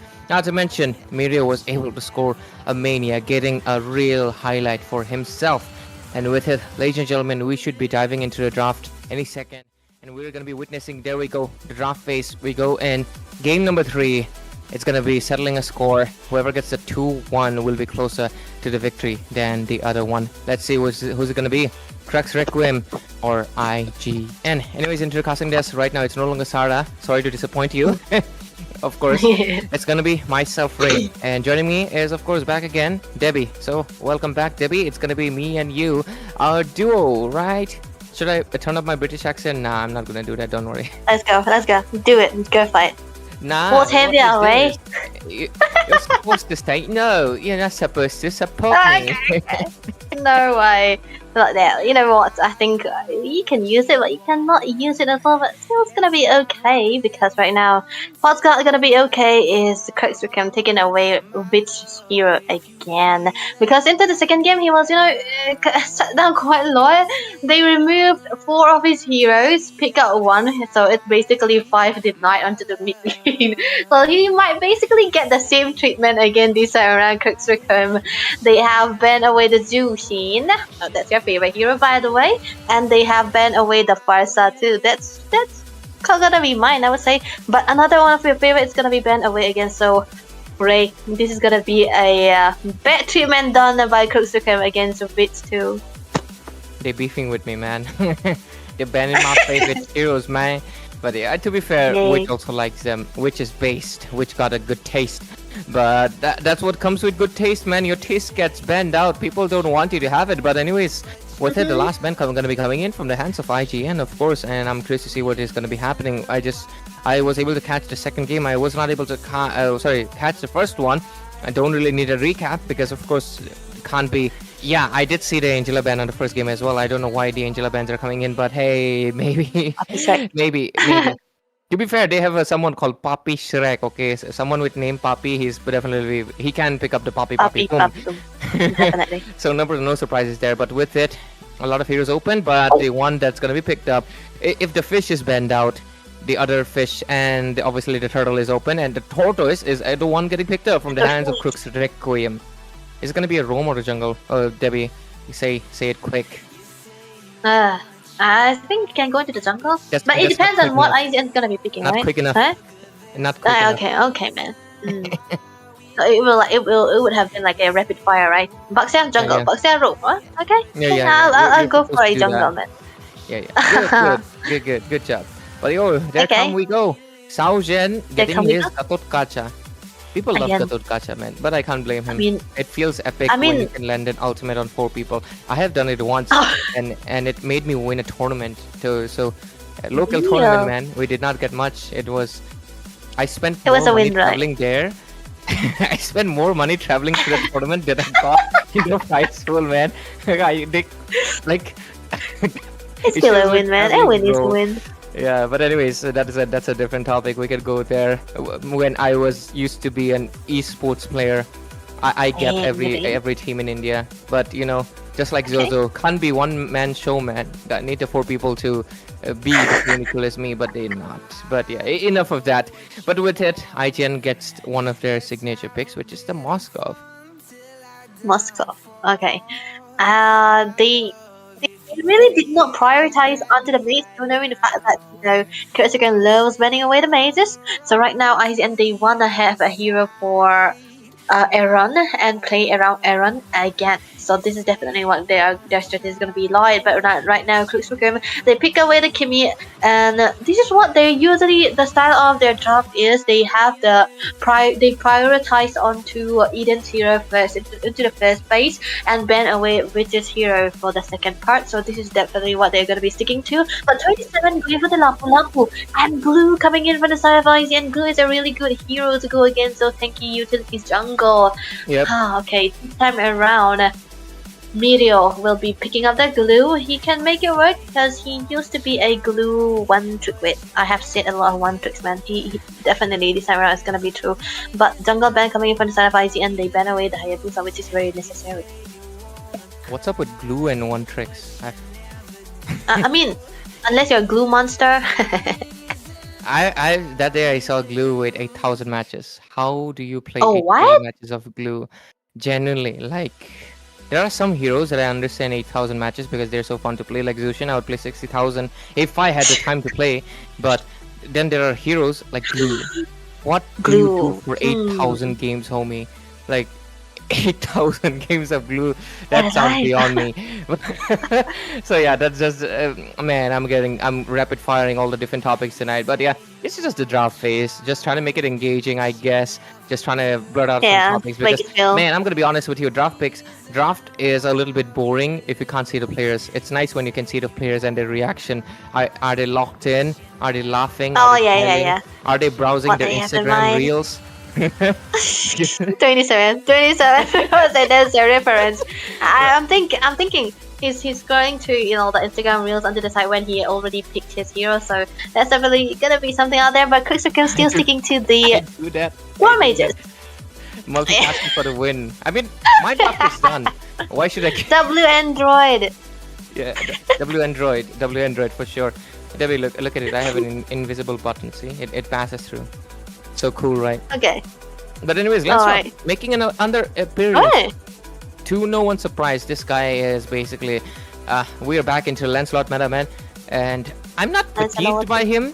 I love the flashy plays, and it's really nice that finally the Lancelot players are getting a chance to shine. But at the same time, of course, Lancelot can easily get banned out. But to a little bit of a surprise, the Crux Requiem has not banned out the Lancelot many times because I saw the Lancelot appearing in second or the first game. So it's surprising that they're not putting in that much thought. But Yeah, I do that's think what. they will have to because the Lancelot is a very force to be reckoned with, especially if you're a Kimi, man, because Ching Ching Ching goes and the Yeah. Kimi goes boom boom Dead. dead. But yeah, Dead. Claude and Kimi, this is such a combination that okay, Baksha jungle gonna go into that roaming. Yeah. Hilda gonna be bordering the Lancelot most likely, or bordering the Witch, and the rest of they're just gonna dish out some damage and do some things, I guess, the classic things. But looking forward to what they can pull up. Last pick, Witch, any guesses? Mage. Yeah, it's a mage. Novaria? Baby. What the Why am I heck? always why am I always trying to let Novaria into the hands of Witch? It's always come first, right? When I talk about Witch, Novaria, that's a default thought in my head. But yeah, given the fact that there's most of the mages are banned, look at that, 4 mages banned again from the side of Crux Requiem, and 1 jungle, just that. Now that the call is still here, Kadita gone, so okay, here we go. Telepathy, man, telepathy. I'm telling Witch. I mean, they are in the another Discord, right? I think that's close enough for a telepathy. So there we go. The Novaria. It's gonna be amazing to go against the Kimi also. But yeah, there's also a dive coming through from the Lancelot, so it's definitely gonna be a good one. But the Cloud might eventually change the type for Crux Requiem. We'll never know. Absolutely. The one thing for a good Novaria Visions, it also increases the area. So Glue as well as Lancelot, they will have a little bit much better, basically touching their skills. And the other thing is, of course, she can reach the backline much better. She's basically a full-on snipe, goes boom. ECT. But at the same time, of course, you have to hit it, and the other side will make sure they don't get hit, of course. So with the final adjustments coming in, the both of the draft do look solid, and we're having a little bit of creativity. I love seeing a little bit of spice up because, of course, seeing the same meta heroes over and over again, it's a little bit repetitive, a little bit. Even our casting becomes repetitive because basically it's the same hero. Yeah. What are we supposed to say else, right? So having a little bit of a spice, a little bit of a mixture, it's Chill. always good. It's always nice. But with the draft being finally finalized, we're going to be having a Tortoise Man, I don't want to say the term for Kimmy, but I think you understand what she is. And Claude, obviously with the monkey, and there's a glue. Glue is basically a monster, but so in a way, glue monster, not the Glue guy, monster. but glue monster. Not the guy. And Moskov. Meteor with monster. spear. Oh yeah, Meteor monster. Mhm. Glue. Okay, I can't can't type the name actually. Glurio. Nah, that doesn't work. But Glurio. anyways, ladies and Ew. gentlemen. Ew. Sorry. Anyways, ladies and gentlemen, we're going to be diving into the third game of this evening, which is because, of course, a best of 5 series between IGN and Crux Requiem. Playoff stages, ladies and gentlemen, and we're going to be seeing how this game is going to be going through. Already 1 point. Both of these teams are in a neck competition. We'll find out soon enough who gets a little bit of an upper hand into that game number 4. But for now, let's see. Game 3, ladies and gentlemen, myself, Ray, and I'm joined by this lady over here on my side. Not on my side, she's very far away. Debbie.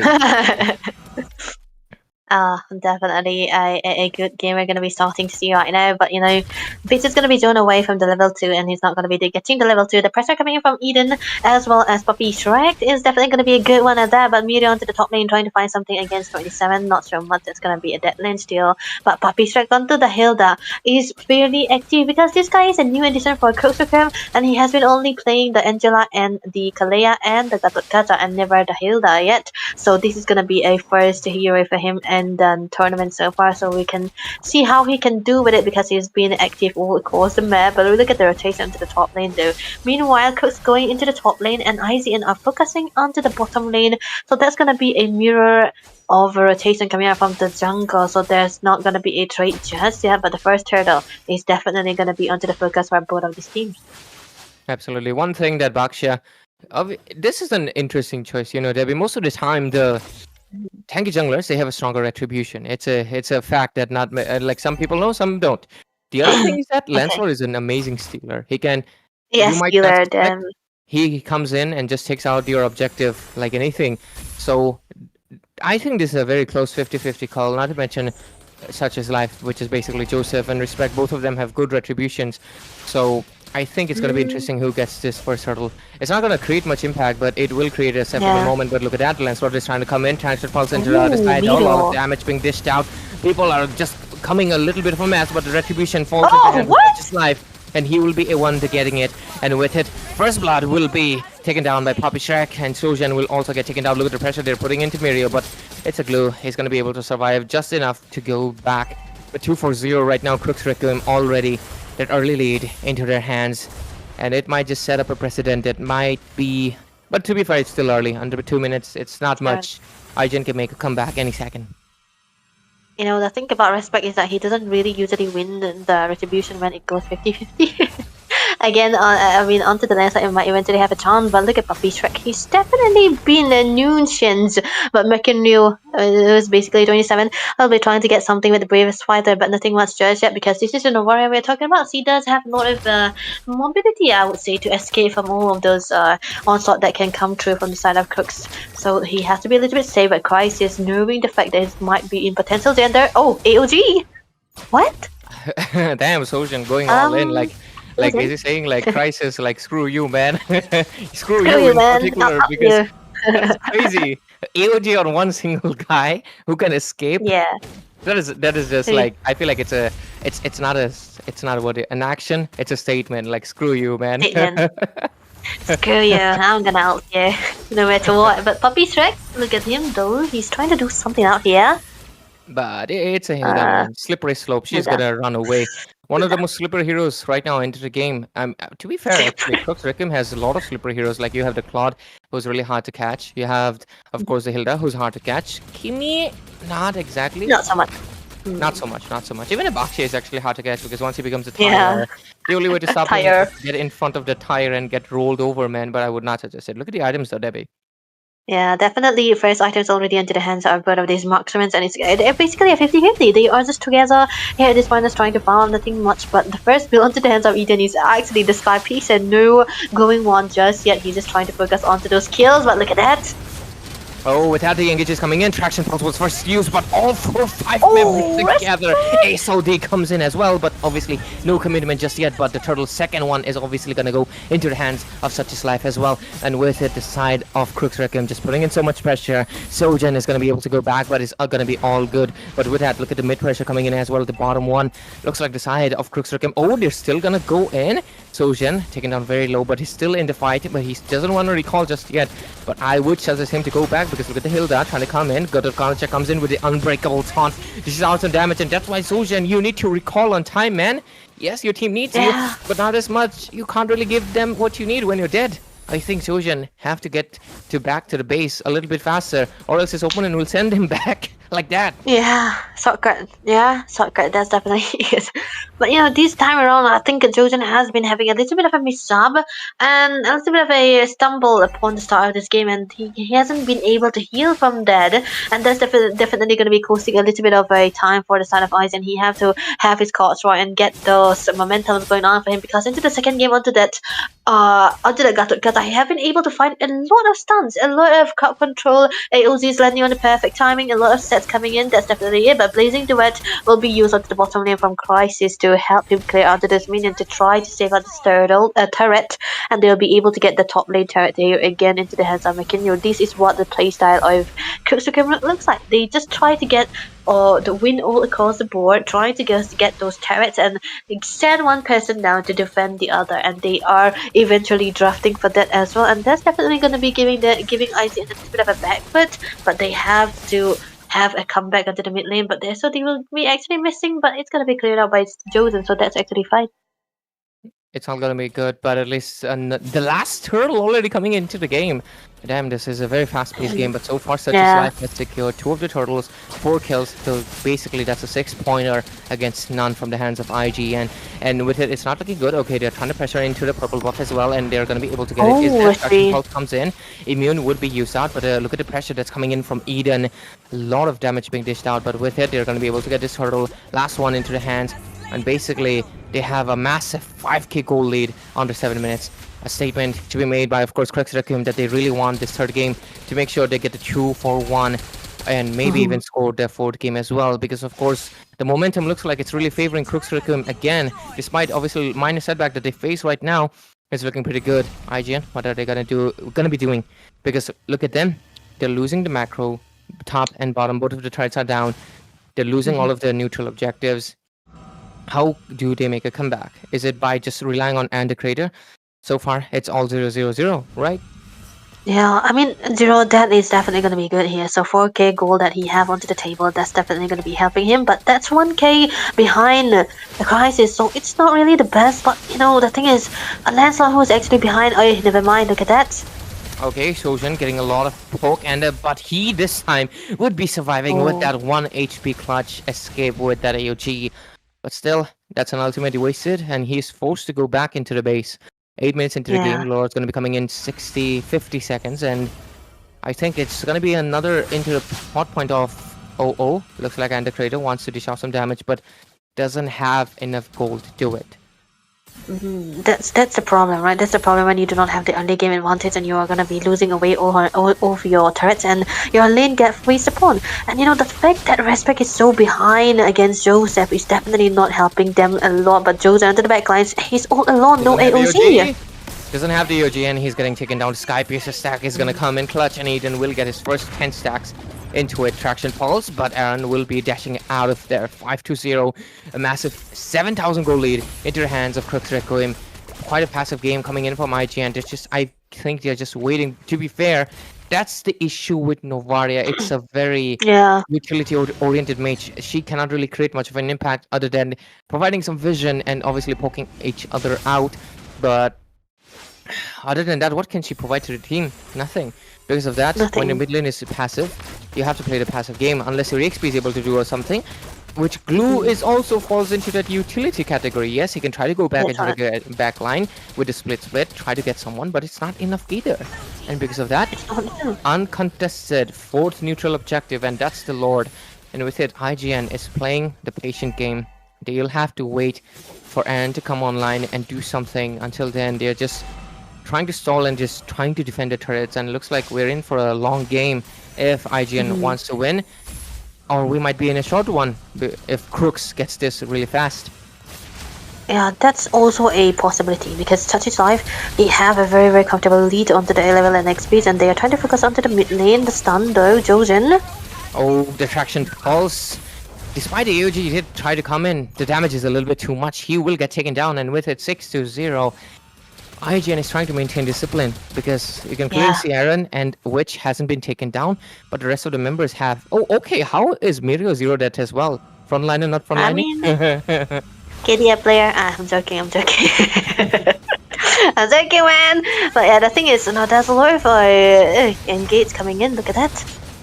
Oh, and the creator better watch out. Taking down quite low. Blazing will come in. Crisis will take the kill, but look at the AOG come in and time. And Crisis will get taken down. Finally, a 1 kill for IGN. A marksman traded for a marksman. Okay, that is a really... I would say it's a good trade. Finally getting a kill. Yeah. But at the price of Aaron... Oh, figure. Oh.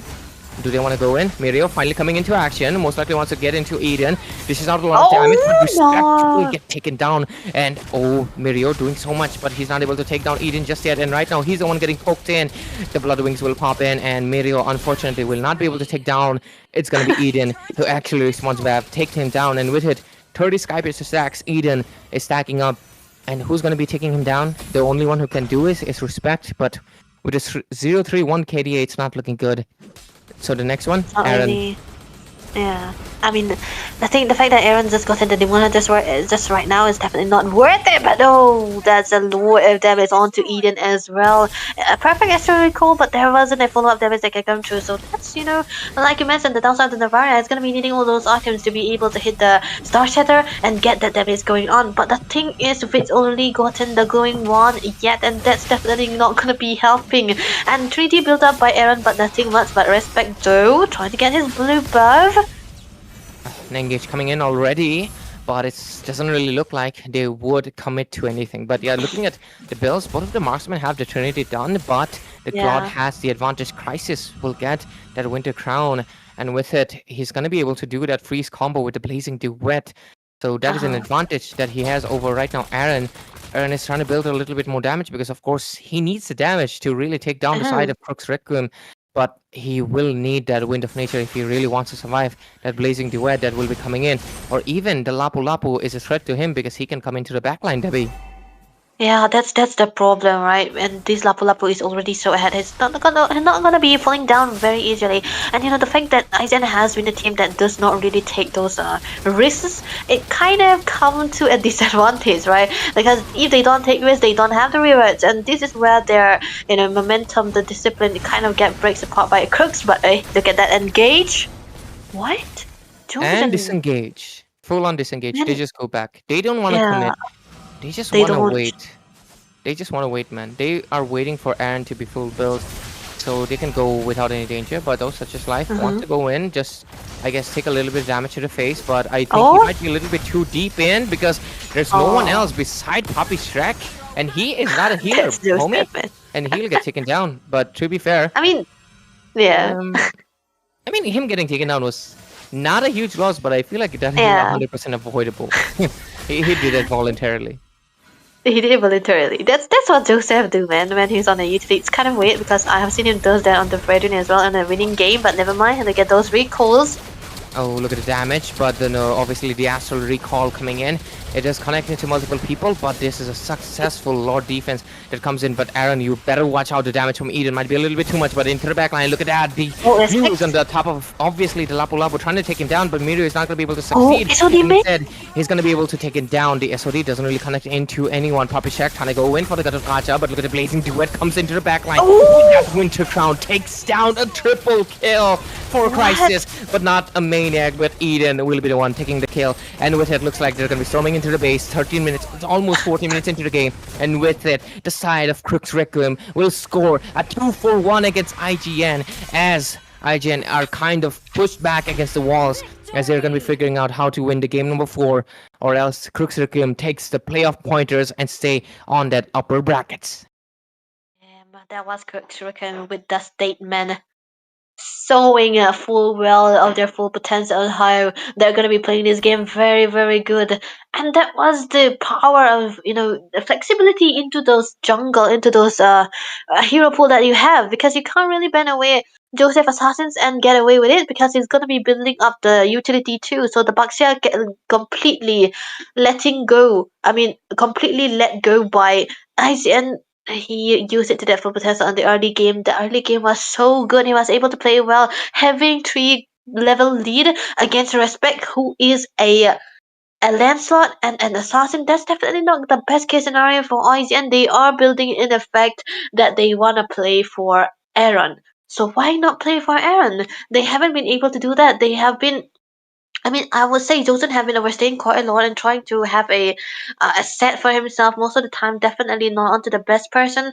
That is kind of a setback that they have right now. So they have to turn a new leaf, find the right footing, because right now I think Crux have finally found what they can do. Ban away Witches Mages and Yeah. force them to play for Aaron, and force Aaron to be on a carry hero, and not let IZN help him. And this is kind of the strategy that they are going for, and they make it work.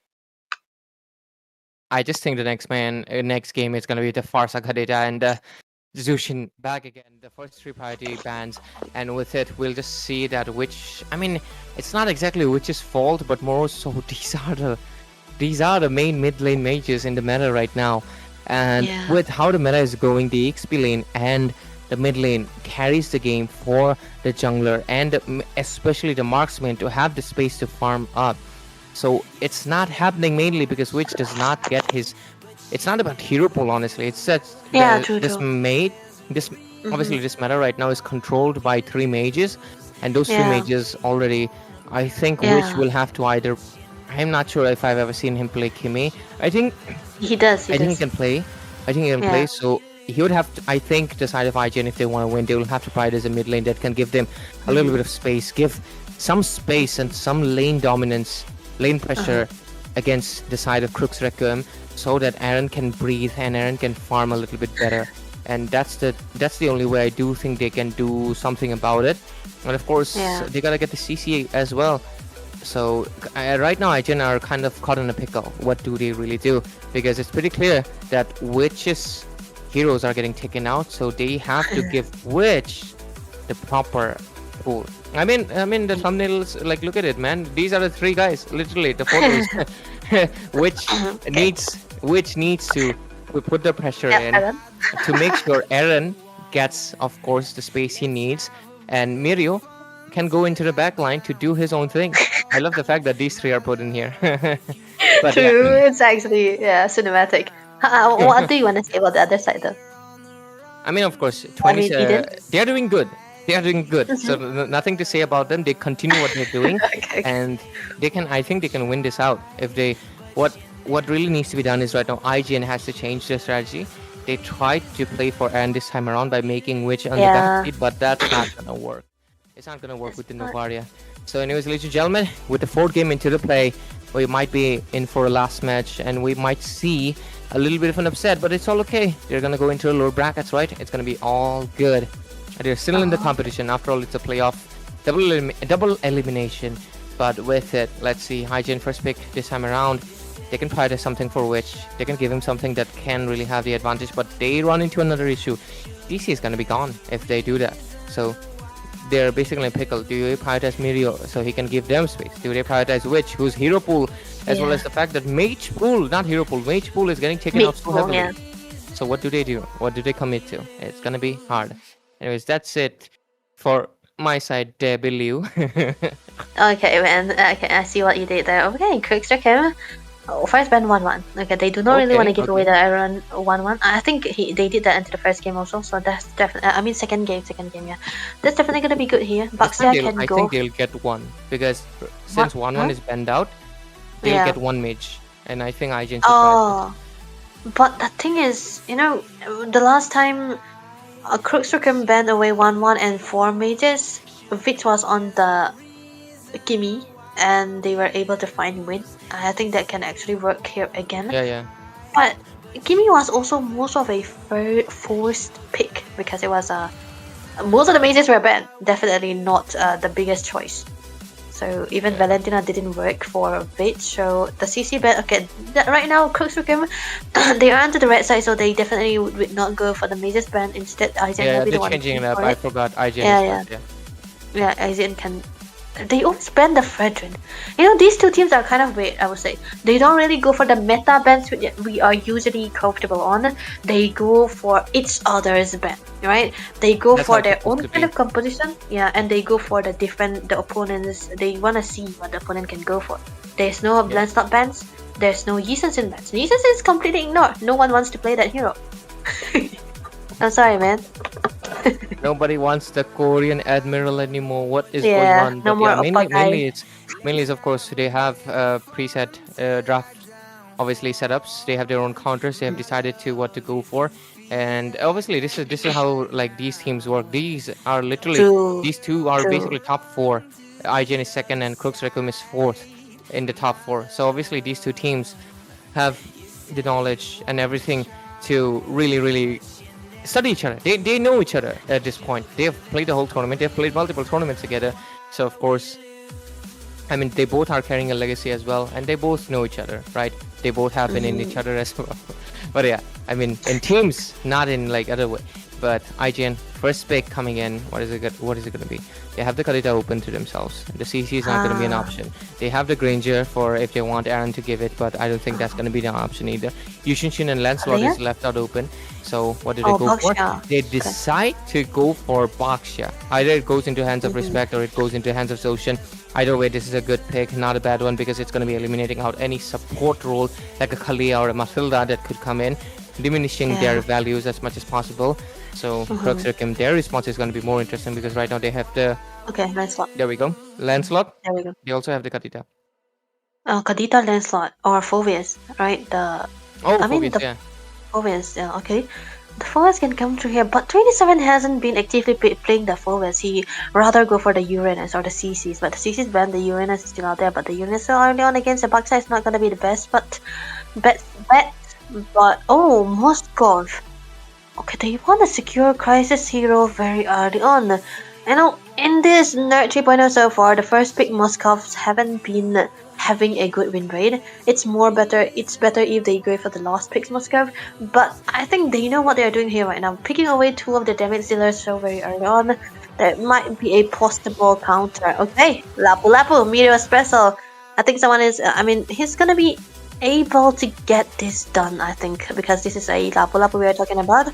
And wow, Ray, Okay. that's 3 tanky frontliners. They are gonna be playing for Aaron again. It is? I think it's about playing for Aaron, but at the same time, Debbie, I feel like it's playing against the Kadita. You see, That's right. because Kadita is the next mage that's left out open, and right now, if you pick up a Kadita, who are you supposed to burst? 3 targets are non-burstable for you. So Kadita So is a really tanky. bad pick. Yeah, Kadita is a really bad pick right now. So because of that, they kinda, even if the Kalita is basically picked up, they are putting into a trust, of course, into the hands of Witch and of course Aaron to make sure that they don't get eliminated out by a fish. So I think that's the main strategy. If the Kimi gets picked up though, they will get poked quite heavily, but they will give that responsibility to Lapu Lapu. Not to mention the Hylos is a good chaser, so Yeah. they have good response for the Kimi as well. And that's why Crux Requiem, understanding that since the Kadita is not a good option for them, it means it can be a good option for IGN, because Moskov clearly it's a vulnerable target. Lancelot clearly is a vulnerable target as well when he doesn't have the second skill. It's on cooldown. And even glue in the early game can be actually bursted out. Especially if the Kadita starts snowballing, it's very easy to burst out the glue because glue's not the tankiest hero, and you're not supposed to build like full tank. You're supposed to have a Thunder Belt first to get the stacks, or maybe if you do want to go for it, you do need something. A little bit utility. Yeah, glowing one, concentrated energy, freaking all that stuff. Yeah, but with it, okay, they ban out the Valentina. Interesting. Maybe IGN do they like triple down and pick up a Faramis? I swear to God, if they do that. But I guess the Valentina could be a bait pick as well. I think bait ban. Maybe they wanted the Faramis to be banned out, or maybe Crux Requiem to pick a Faramis. It is very likely. Oh, Yeah. Because I was thinking about this band, Lilia, because Eden. it's very good here for Crux Requiem, and Eden has been actively playing the Lilia because it's kind of his pocket pick, and it comes out when there's a lot of tanky heroes under the side of IGN, and then I think it's Oh, really good here. that they kind of You're win. very right. Right. You know, the thing is, the rules are reversed here. 4 mages ban. Oh, that's the next best thing against the Lilia. I mean, when you ban out the Lilia, EP. man, Crux. Wow. Well played. Well played. But against the Lapu Lapu? That's also one thing. That's the What main are the thing. choices? It's a little bit of a forced pick. Eve is good either way, but Hylos can escape out of it. Baxia, once on his Fortress I form, think you think. he can escape Lapu as well Lapu as can attack. jump on around. Yeah, it's Yeah. like these 3 heroes are not that much bothered by the Eve. I But truth to be guess. told, Eve does have a lot of good pokes and she can slow down as much as possible. But of Oh, course, there we go. up to nobody's surprises, the Kimi will come in because there's no mage left. What are they supposed to pick? A Eudora? If a Eudora, Dora? would have been- No. it would have been Kagura? cinema though. Because Joke. you see, when the opponent literally can't predict you, you basically kind of win, right? And then just like I was saying, Granger could have been coming in, and right now this game is gonna go Kimi Granger. Search on Google, you'll find Oh interesting my results. But with that, Kimi Granger is gonna be picked up for IGN, and Crux Requiem going for, oh my God, Papi Shrek pulling out the real Papi, which is the Tigreal, the OG. Damn, it's gonna be interesting what this game is gonna be entailing for us, ladies and gentlemen, because this might be the last one if Crux Requiem gets it. But IGN with this Kimi Granger, search on Google, they are looking for a 5th game. Let's see what we have on our hands. Yeah. I think Crux Requiem is looking like Tartarus right now. Don't you think? Look at their picks. Never mind. There's a Tartarus that draft.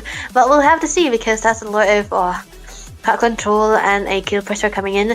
And I feel like Crux Requiem are trying to forcing Granger onto the hands of IGN, which they do not have a choice but to pick it up because the Granger also struggled against the Lancelot too. So that's definitely a very good draft already coming from the side of Crux Requiem. And yeah, the Granger is gonna be the the main purpose of their game, and of course there is also the Kimi, so they have too much money to decide for the side of IGN. They have 3 setups, they have a lot of damage soaker as well, so we'll have to see what they can come up with this time around. But the main factor is that there's no one who can catch the Lancelot here in a very dicey position too. He can dive in, he can dive out in the freestyle and get away with it too, so that's definitely a must point to be noted for IGN again. Crux Requiem, they do have a good setup, but with the Tigreal here and a lot of tanky members in the hands of IGN, I think they have to be very, very careful on how the execution goes on. Yeah, and ladies and gentlemen, of course, welcome into the Land of Dawn. We're going to be diving into the game 4 of this best of 5 series. But today's team's going head to head, but the one having a little bit more ahead. Okay. Yeah, little bit more head ahead. It's gonna be Crux Requiem, and with it, obviously, myself, Ray, I'm joining you again with this pretty lady over here on my side. She's not on my side though, even though I wished. Debbie. Anyways, Crux Requiem versus IGN. With it, Debbie. If Crux gets it, this is IGN getting pushed into the lower brackets, and they'll have to come back. They will have to climb back. They have been performing so good into the playoffs, so that's definitely something about it. But Respect doing something here. I think it's still a little bit of an early game, but the damage is actually on the table. Wow. Trying to buy out some time for his team, but is it going to be enough? Yes, it's going to be enough because at the same time, there's not enough damage to chase down someone who has escaped. So for now, they're going to be all good, all safe, but the sides have been switched. It's Respect on the Baxia and Lancelot on the Such Is Life, aka Joseph. So it's going to be interesting what's going to happen. Yeah, that's Joseph trying to provide a little bit of region and the jungle posting coming out from Joseph as well, and that's definitely going to be giving them the information required. But Crisis, on the other hand, able to play so safe against Aaron the Creator, but it is a Moscow still. The early game is definitely not the best thing available, but Eden right now having a lot of momentum against Kimi, able to join him away from his own minion. He's going to be needing the help of Joseph, but Miri on top lane though, that's taken very low. Oh, Mirio! Oh! Mirio! What, okay. Dude, you like giving heart attack, right? He could have used the flicker early on, okay? He just decided, nah, I'ma use it on 1 HP. 1 HP, and we're gonna have to flicker. That flicker will be costing them. Oh, never mind. Eden taking a lot of damage from Bitch. But yeah, the turtle is under the focus ray. What? The focus is obvious. Oh my god, Clutch still goes into the hands of a horse. The horse actually takes the turtle. Oh, but let's Tortoise run. instead, and such is life will get taken down into the hands of which looks like the revenge is there Hey. with a Kimmy pick. It looks like the side of Crux Requiem are getting the taste of their own medicine as a combination of that Kimmy and the Bakshia is on the table. Yeah. Oh my god, Eden, you should have watched out because of course the Lapu Lapu came in and Lapu his way out of it. Double kill secured, and Mirio is gonna be doing Mirio things as he most likely, gets the triple kill. And with it, 4-0, having deja vu, but the sides haven't switched. But Okay. Lancelot wants to go in Is for a that- little bit damage, is but such is life. Retribution used just to escape. Ice Retribution. what? Soulshen. Should have watched your feet. 4 feet. Because he's a horse, you know. But yeah. Should have watched out. Oh, which? He doesn't have the dash. Does he get taken down? Barely. One more? Ripping it off. 4-1. Crux Requiem, though, I'm gonna be honest, they responded much faster than IGN in the last game. That was what I was trying to say. Because, IGN have been very passive. They haven't been responding. But Crux Requiem, you fight, I fight back. That's what they did. And they treated out all the losses that they had with the Roma, which is also a good thing because, 0 trade to 1 trade is definitely a good thing. So that's going to be something that they are going to be finding right now to the bot side. Josen trying to do something out here with the gold lane out there, but there's going to be such a one vision coming through, so they cannot really do anything about it. But onto the mid side, Domiro again on Eden. Oh, into the mid lane. Look at that. They're most likely going to be able to take down Poppy's check. Not enough damage yet. He's going to go back inside the turret 5-1. But they do take down Eden. So I do think that engage was a successful one. And with it, except for Crisis, everybody has one death to the name. So obviously IGN is doing much better this time around. But let's see if it's going to be maintained. But because obviously Crux Requiem already looking for a chance to bounce back as a turtle coming in. Oh, Crisis uses the SOD and the flicker combination. Wow. Just to get away. A lot of skills being used just to make sure he doesn't get taken down. And as expected, this time around the Bakshia, Bakshia is a tortoise, so he's just, this is like, He's a fast he's just allying his own race. But He's- yeah, he's his I own don't want to say the player. other word, don't worry. But yeah. Okay, let's go. I guess, the turret is a winner here at this one, but such is life trying to find something to the mid side, he'll have to survive like that. But, one funny thing is, look at the position of Josen. He was trying to find something out there, but there's no potential dive. Look at him. A lot of pressure being built. Eden will have to use a flicker to get out of there, and with the 5-1 score, Abhishek does come in from behind. Easy looking for 3 people, but Mirio comes in with that bravest fighter. He wants to dish out enough damage and might be Wow. Abhishek onto the back line though. Look at the Kimmy is gonna get, oh not the Kimmy, the Granger is actually on top of that. The Glue is trying to dish out some damage, but he's not gonna be able to take down the target just enough. And right now, Makimiru, he's gonna be stuck in midst of 4 people. The fate of all glues remains the same, is it? But no, the little boys will help him survive. Oh my god, that is a clutch flicker for that glue. Split, coming to clutch. That was a perfect clutch at that, and yeah, this is a glue that we were talking about, so he'll be able to survive all those with the help of his minions.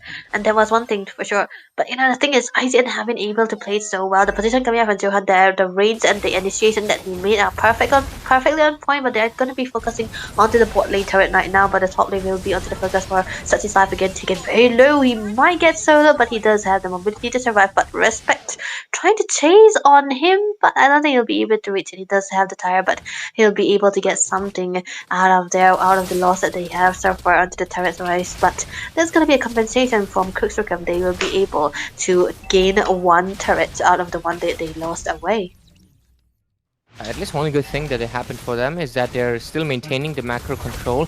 It's basically fair on both sides as they both have the first turret. But look at Mirio! He's going in with the flicker combo and will take down Eden, getting punished for obviously picking up that Eve, which is so vulnerable to this Lapu Lapu. But at least that's the early game. Mirio has to shine bright even in the later phases, but let's see what's gonna happen. A little bit of a focus into the mid lane. Respect will get the last hurdle as well for his team, and with it they're trying to crack down the mid lane, and they will be able to get it. Another macro point into the hands of IGN. 7-1. Man, is this a Bakshia and a Kimmy thing at this point? They're just gonna ban Yeah, Bakshia and a that's Kimmy next game. Box and Kimmy no more, and he'll be able to win out. Even the Lancelot hasn't been finding the perfect wins here because this is a broken jungler we were talking about. He hasn't been able to because look at the builds he have of the War X only. Meanwhile, for Bucks, yeah, for Respect, he's been trying to go for the smaller builds, but look at the 1v1 situation again. Meteor stun. He tried, but that's a Lancelot. That's a tried. Lancelot. That's Never mind. Look at that. Mirio Oh, still takes the monster kill. He said, Aaron, nah man, let me take this one, and he will 6-0. But that's something that he really needs to consider right now. Mirio has a massive bounty. Mirio needs to make sure he doesn't get taken down, because if he does so, there's no way. Okay, Aaron said this one mine though, because Mirio on the other side going in pretty deep, but there's the real world manipulation coming in, but Abhishek will get taken down, and with it, look at the pressure coming in. Eden will take down the Hylos, and with it, they go back a little bit, but 10-4-2. That's a massive deficit that the side of Crux Requiem is this time around, and it's not looking good as they also lose out on top one, the top right, and look at the pressure being built in. Okay, such is life. Trying to go back, but Mirio's gonna be all good. Crisis gets the golden staff. This kind of looks like a reverse of the previous game that we have seen, right? And it's a Moskov, Lancelot, and Glue combination, but it's now into the hands of Crux Requiem, and they haven't been able to find the factor, the way they want to go for. But Mirio with the bravest fighter going in again. Okay, Mirio wants to make another play, but doesn't find the angle to do so. Not to mention, okay, he does have the flicker. He could have committed, but I feel like the team said no. You know, like no, come back. Yeah, just like your mom, like mom said no. She's their mom, right? Like, yeah. I mean, I've heard their voice comms, and he's the one like, "What do you want to say, Miro? You talk now. Aaron, you talk now." He usually do that. All that aside, because I mean, that's a little bit of insight that I know. But chosen in a peculiar position again with the recalls. He's just trying to find something, but not much. But that's going to be a position. But the team is quite spread apart. That's the first lot taken away by IGN, and they're going to be trying to set up for it. With this kind of discipline coming out from IGN, most of the time when they get the lot, they don't really commit. They don't go for the post rush, but they usually go for a discipline combination. But the thing is, I was cutting myself off here because the Bucks here, Respect hasn't been going fully for the full builds. He's going for the small builds, and this is the first build that he's completed. It's gonna be the blade armor. It's definitely funny enough. It's working out too. Yeah, it's actually, to be fair, yeah, it does work out. Because there's a Moskov, right? There's a Moskov, there's a Lancelot, so it's mostly basic attack. Okay, Mirio wanted to go for the back. Crisis timing it out, but it's not going to be enough because look at the traction falls. Crisis is doing his absolute best, but to survive, but he's not going to be able to survive for now. At least he gets taken down despite all of his greatest efforts. And with it, the marksman is down, so the Lord is going to be pressuring in the top lane, and Witch will also get a tier turret down. And with it, I think they're going to take down the tier 2 as well. The side of Crux Requiem trying to respond, but they're not going to be able to respond for now. The pressure is going to be coming in from all the lanes, but at least the Holy Blessing is there. Lancelot comes in, such as life, wants to go for the Kimmy, but of course he will be starred by a target into the face and a bullet into his head, as well as the Granger will discard enough damage to take down a double kill into Mark and Rio. And with it, Crux Requiem, what are they gonna respond with? Because the bot lane turret is also gonna get taken down by Witch right now. And with it, okay, they use the conceal for nothing. But with it, the side of IGN most likely want to retreat, or do they want to go for the top one? Looks like they do want to go for the top one. 500 stacks for this Granger. Christ is doing his absolute best. He will survive and get out of there. But that's another inhibitor taken down. That's constant energy for the Witch. And with it, they take down 2 of the inhibitors. Only one left. The base is basically 66% exposed. Oh, do they want to go for another engage? Maybe they want to do, maybe they don't, but look at the glorious pathway coming in. And so does the Lapalapa go into the backline as well. And right now, their priorities are a little bit mixed up, but ultimately they decide this is not the fight we want to take, and they go back. 10,000 goal lead for IGN. 10,000 indeed accumulated very slowly but surely. And this is the classic IGN playstyle. They usually don't go for that over engagement. They stay to their theory, they stay to the paper, they stay very, very disciplined, and this is exactly what they are doing right now. And the fact that Mio was able to kill with one sword swing, that was amazing. But look at that engage though. Lancelot almost got taken down, such as life. 1 HP clutch survival, but the one who wouldn't be able to clutch is gonna be Mark and Rio as he gets taken down again, along with Bobby Shrek, and with it, basically 2 members down. The main frontliners, the squishies, are left to fend off for themselves, as they're just going to be clearing out the waves, and this Lord is also going to go into the hands of IGN again and again.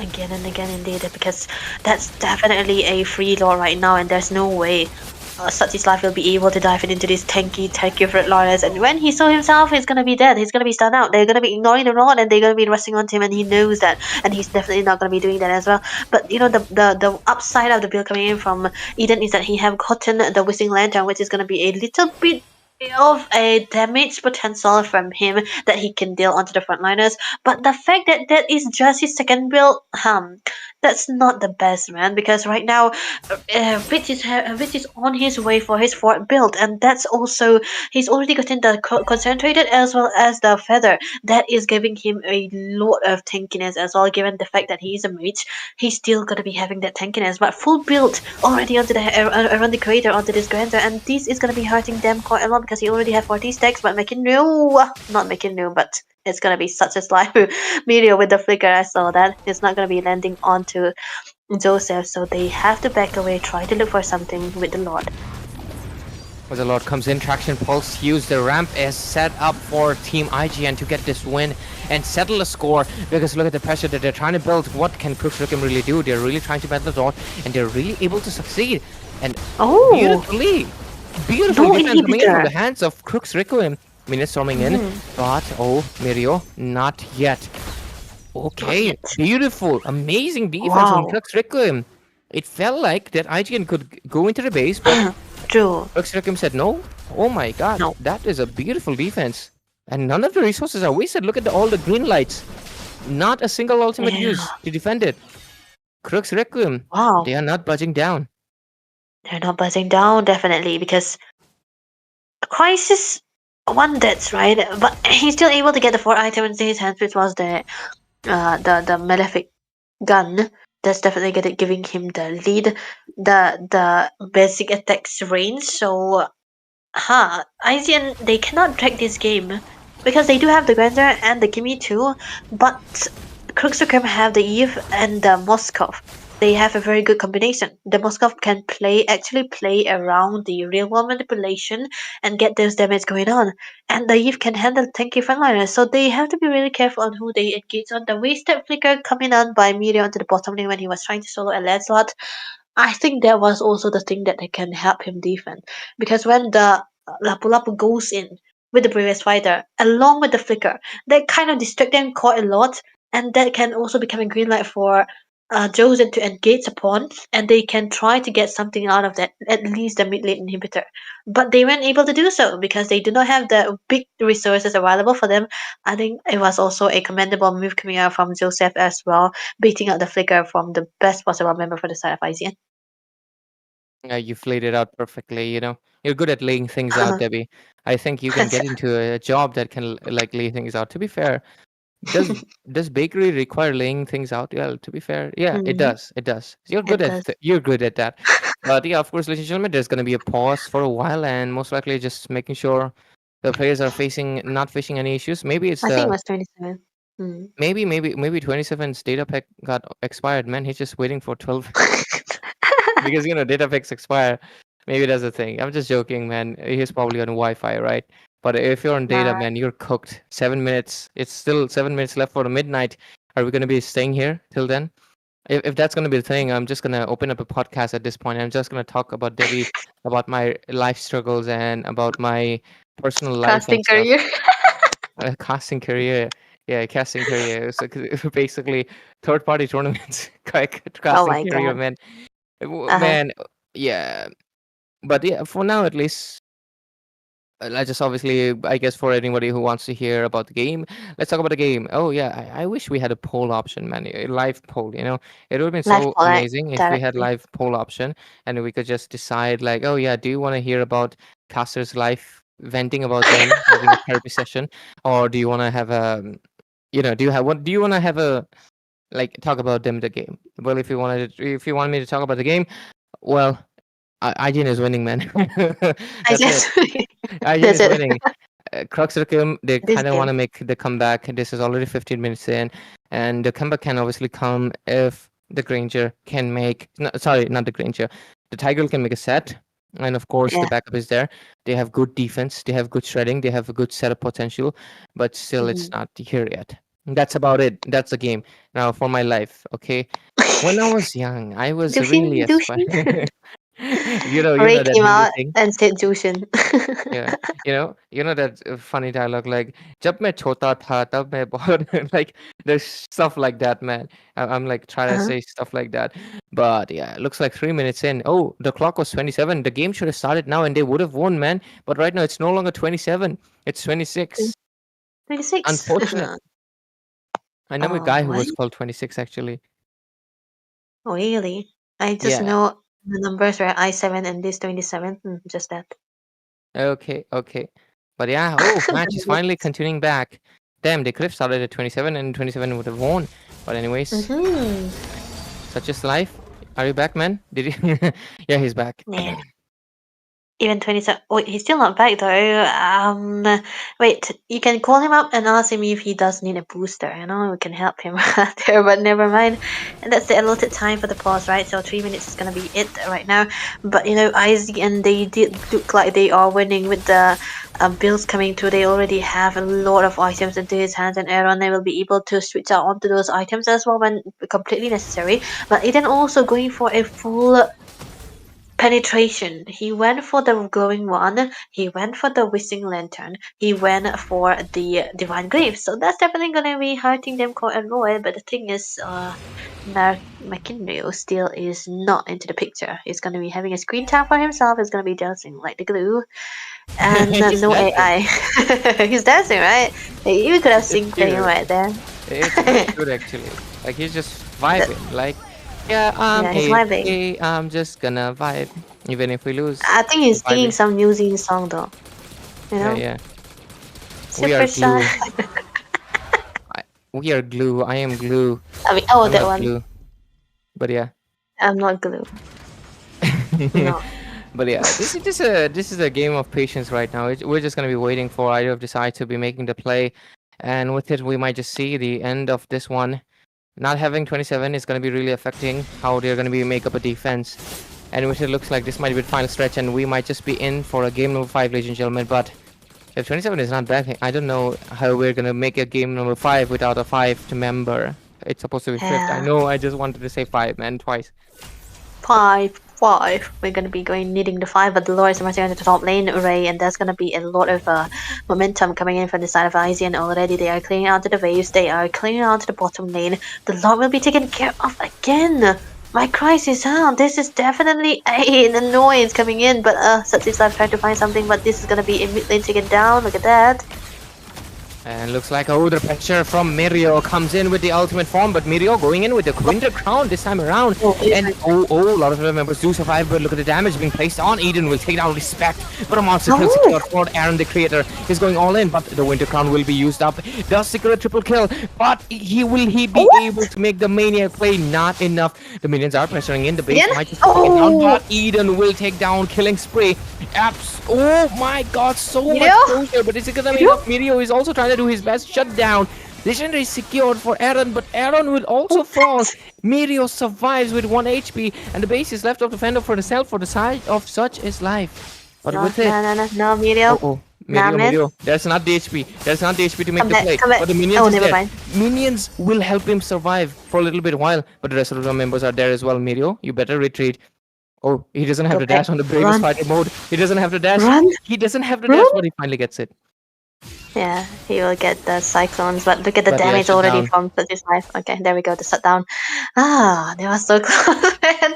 You cannot do the 1v1, man. You're not him. I mean, he is him last game, but this is not the time. This is not the time. I know you are tired. It's always 12, but you have to be worried. You have to not drag the game, but that was a good defense coming out from the side of Crux Requiem. That was perfect momentum created out by themselves. They were able to come back on time, and even 27 was able to get back into that perfect position where he can help it out just a little bit. But I think he's still lagging. I think it's the Silongnet that's not helping him, I guess. His net must be down.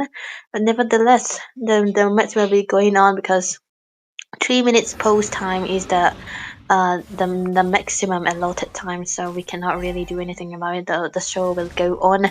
Now the third lord will be up, and this time around, it's gonna be the evolved one. I just want to say, even if IGN wins this out, Crux Requiem defense is just immaculate. True. Like, insanely. They have stopped IGN twice dead in the tracks, even though they did not have any inhibitors to go by. And okay, Eden comes in with the RWM, but look at the damage. Such is life. Wow. Soulgen. And with it, one member down. Right now, IGN are the one hesitating. Joseph coming in full online, dishing out so much damage, and he'll also get out of there. And with it, looks like a Lord play might be into the table because Crisis is already there to swerve up, but at the same time, Joseph cannot be present because he's the only one with enough mobility to really clear out the lanes. But let's see what's gonna happen. They do need him, but at least the waves are coming in back. So as the waves come crashing down, Implosion coming in top of Respect. If it gets taken out, this is gonna be a free load, but look at the damage that's coming in for Poppy. Shrek will get taken down. But at the same time, look at Such is Life coming in from the back and will take down Respect. What? Mega kill secured. Joseph does not show signs of stopping. He's just gonna be going. He just wants to take down anyone, but he will be shut it down as well, which takes a lot of damage to the face. But with Bottle Jungler down, what is the team gonna be deciding to do? The best move for Crisis is of course take the Lord, but who can stop him? No one. I mean, the timer for Respect is more or lesser. Eden though, he's taken very low, but Dozen trying to give out a little bit of a reason. Mercurial out there into the picture, back here into the picture again. That's gonna be a glorious power away, being used. Crisis stun up. Look at the damage that's coming in from Crisis. Sojian is obviously not in a position to really go towards this man with the spear, and this Lord is gonna go uncontested. But Kimi traction, that was a close one from Wish. Almost had it if it wasn't for Eden. These two teams just showing why they're the top four, going so head to head. Oh my god. What is this game rate? So long. This is gonna be the Evolved Lord taken down by the side of Crux Requiem.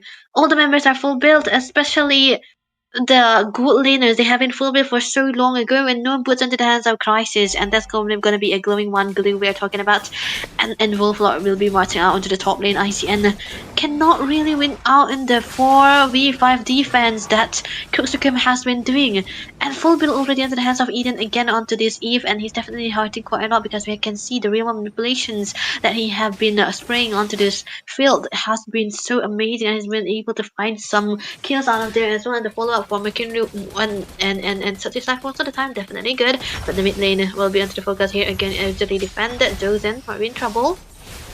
Sojian right now, of course, his chance to shine has decreased. He's getting melted down by so much damage, but so does Poppy Shack. There comes that implosion along with the RWM into the table. Okay, Such is Life looking for the angle to go for Mirio, doing the same, but at the same time, look at the damage that's coming in from, of course, and the Creator. This is out enough damage to take down Poppy Shrek, and the next target is not going to be anyone else because they're the ones who actually have to go back. Respect and Sojian taking down quite low into the base, and they have to force back to the fountain. But at the same time, and the Creator better watch out the position because you want away. And oh my god, the passive from the Wishing Lantern will take him down, and since they don't have the marksman anymore, oh my god, Crux Requiem might just be able to turn this game around because look at the SOD. Directly into the backline, and the damage is going to be able to enough, which will get taken down, and with all of the members getting fallen down left and right. Respect, only one left. But he's not the one who can make this play. He's not the one who can actually defend the base with such a minimum wave coming in. Rest of the waves, he's just a tank. What he can do? Winter Crowd is coming in because the flexing is there, and the winner for tonight's playoff stage for the upper brackets, it's gonna be none. Why the stalling, man? Why the stalling? But yeah, Crux Requiem is gonna be winning out with it. Oh my god, what a game we just had. Crux Requiem will be winning it out with a 3-for-1 against IGN, pushing them down to the lower brackets as they remain in the upper brackets waiting for their challenger. Wow. Damn. This is a game of comebacks right there. IGN were able to come back into the first game, and this time around it's also going to be down 2 bronzes onto the side of Crux Requiem, but that's going to be a very, very good gameplay coming up from Eden. MVP for a reason. He got into full build. I was actually worried, right, because the late game Yiv is definitely something that's going to be hurting the side of IGN. Them getting 2 lots already, 3 turtles, and not being able to end the game? Wow. There was a massive defense coming in from the side of Crux Requiem, and IGN weren't able to get past their barrier, even though they had their openings, right? They have a lot of openings. They have a lot of choices. They have a lot of ways to try to get in, but it wasn't enough, man. That was so dramatic, I would say. Gotta be honest, Joseph on Lancelot tonight, bro, is on fire. Like, dude has some anger, Dude, and I know where that anger is addressed. he's angry. But Eden, 42% damage dealt. He took this hero to make sure the frontliners are punished, and he did it to the at most potential 88% team participation and 42% damage dealt. That is just freaking insane on a Eve as well. Eden right now has another hero up his pool that the other side has to watch out for, and it's none other than the Eve. This match Wow. was prolonged by only one person, obviously like one team, and Crux Requiem were the ones to do it. Like the defenses that they kept doing with just an inhibitor left up on their sleeve, it is just insanely impressive what they were able to do. This time around, IGN had the better, not exactly the better draft. I would think this is a very 50-50 game, and they had the dominance until, they had the dominance until the last second. They were winning until the last moment when everything came crumbling down. But at the same time, man, IGN, we love you guys. Of course, Mirio, my man, smiling over there on the downside, right? Made those lot of great plays, but the defense that came in from Crux Requiem was just disgustingly just nasty and good. That is some insane defense to stop a whole team from charging into your base. That's just insane skills. And Crux Requiem looks like they're in their comeback season, just like you mentioned. And they, despite being the team that almost did not make it to top 4, they are the first ones to remain in the upper bracket. Such is life, literally. Wow. Such is life, literally. So maybe there's nothing more we can say about this. Was the one game that we had today, and it was so good, Ray, I would say, and amazing at that too.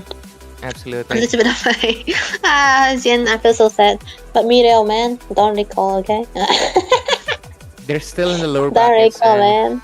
wishing them the best. I wish the best for all Wishing these the top best. 4 teams. I wish the best for the all top 8 because they all deserve their spot. They all got it through their hard work. They are recognized obviously due to their persistence, their hard work, of course. But anyways, there can only be one winner in everything. There's no ties in Moba 5v5. And with it, ladies and gentlemen, Crux Requiem will remain in the upper brackets waiting for their challenger, while IGN will go down to the lower brackets waiting for the other team that will lose out from the other one. And with it, ladies and gentlemen, we're going to be closing it off for tonight, but make sure you stay tuned for tomorrow. We'll be back, and we'll obviously update you when the match is. And LCF versus Sacred Shine, they will get their chance to shine, and we'll see who challenges Crux Requiem and who goes down to the lower brackets to fight for another chance along with IGN. That's about it for tonight, folks. We'll see you tomorrow. Good night. Take care. This is Northeast Underdogs Tournament 3.0. Stay tuned for more. And of course, subscribe and follow Wadrum Games. Good night.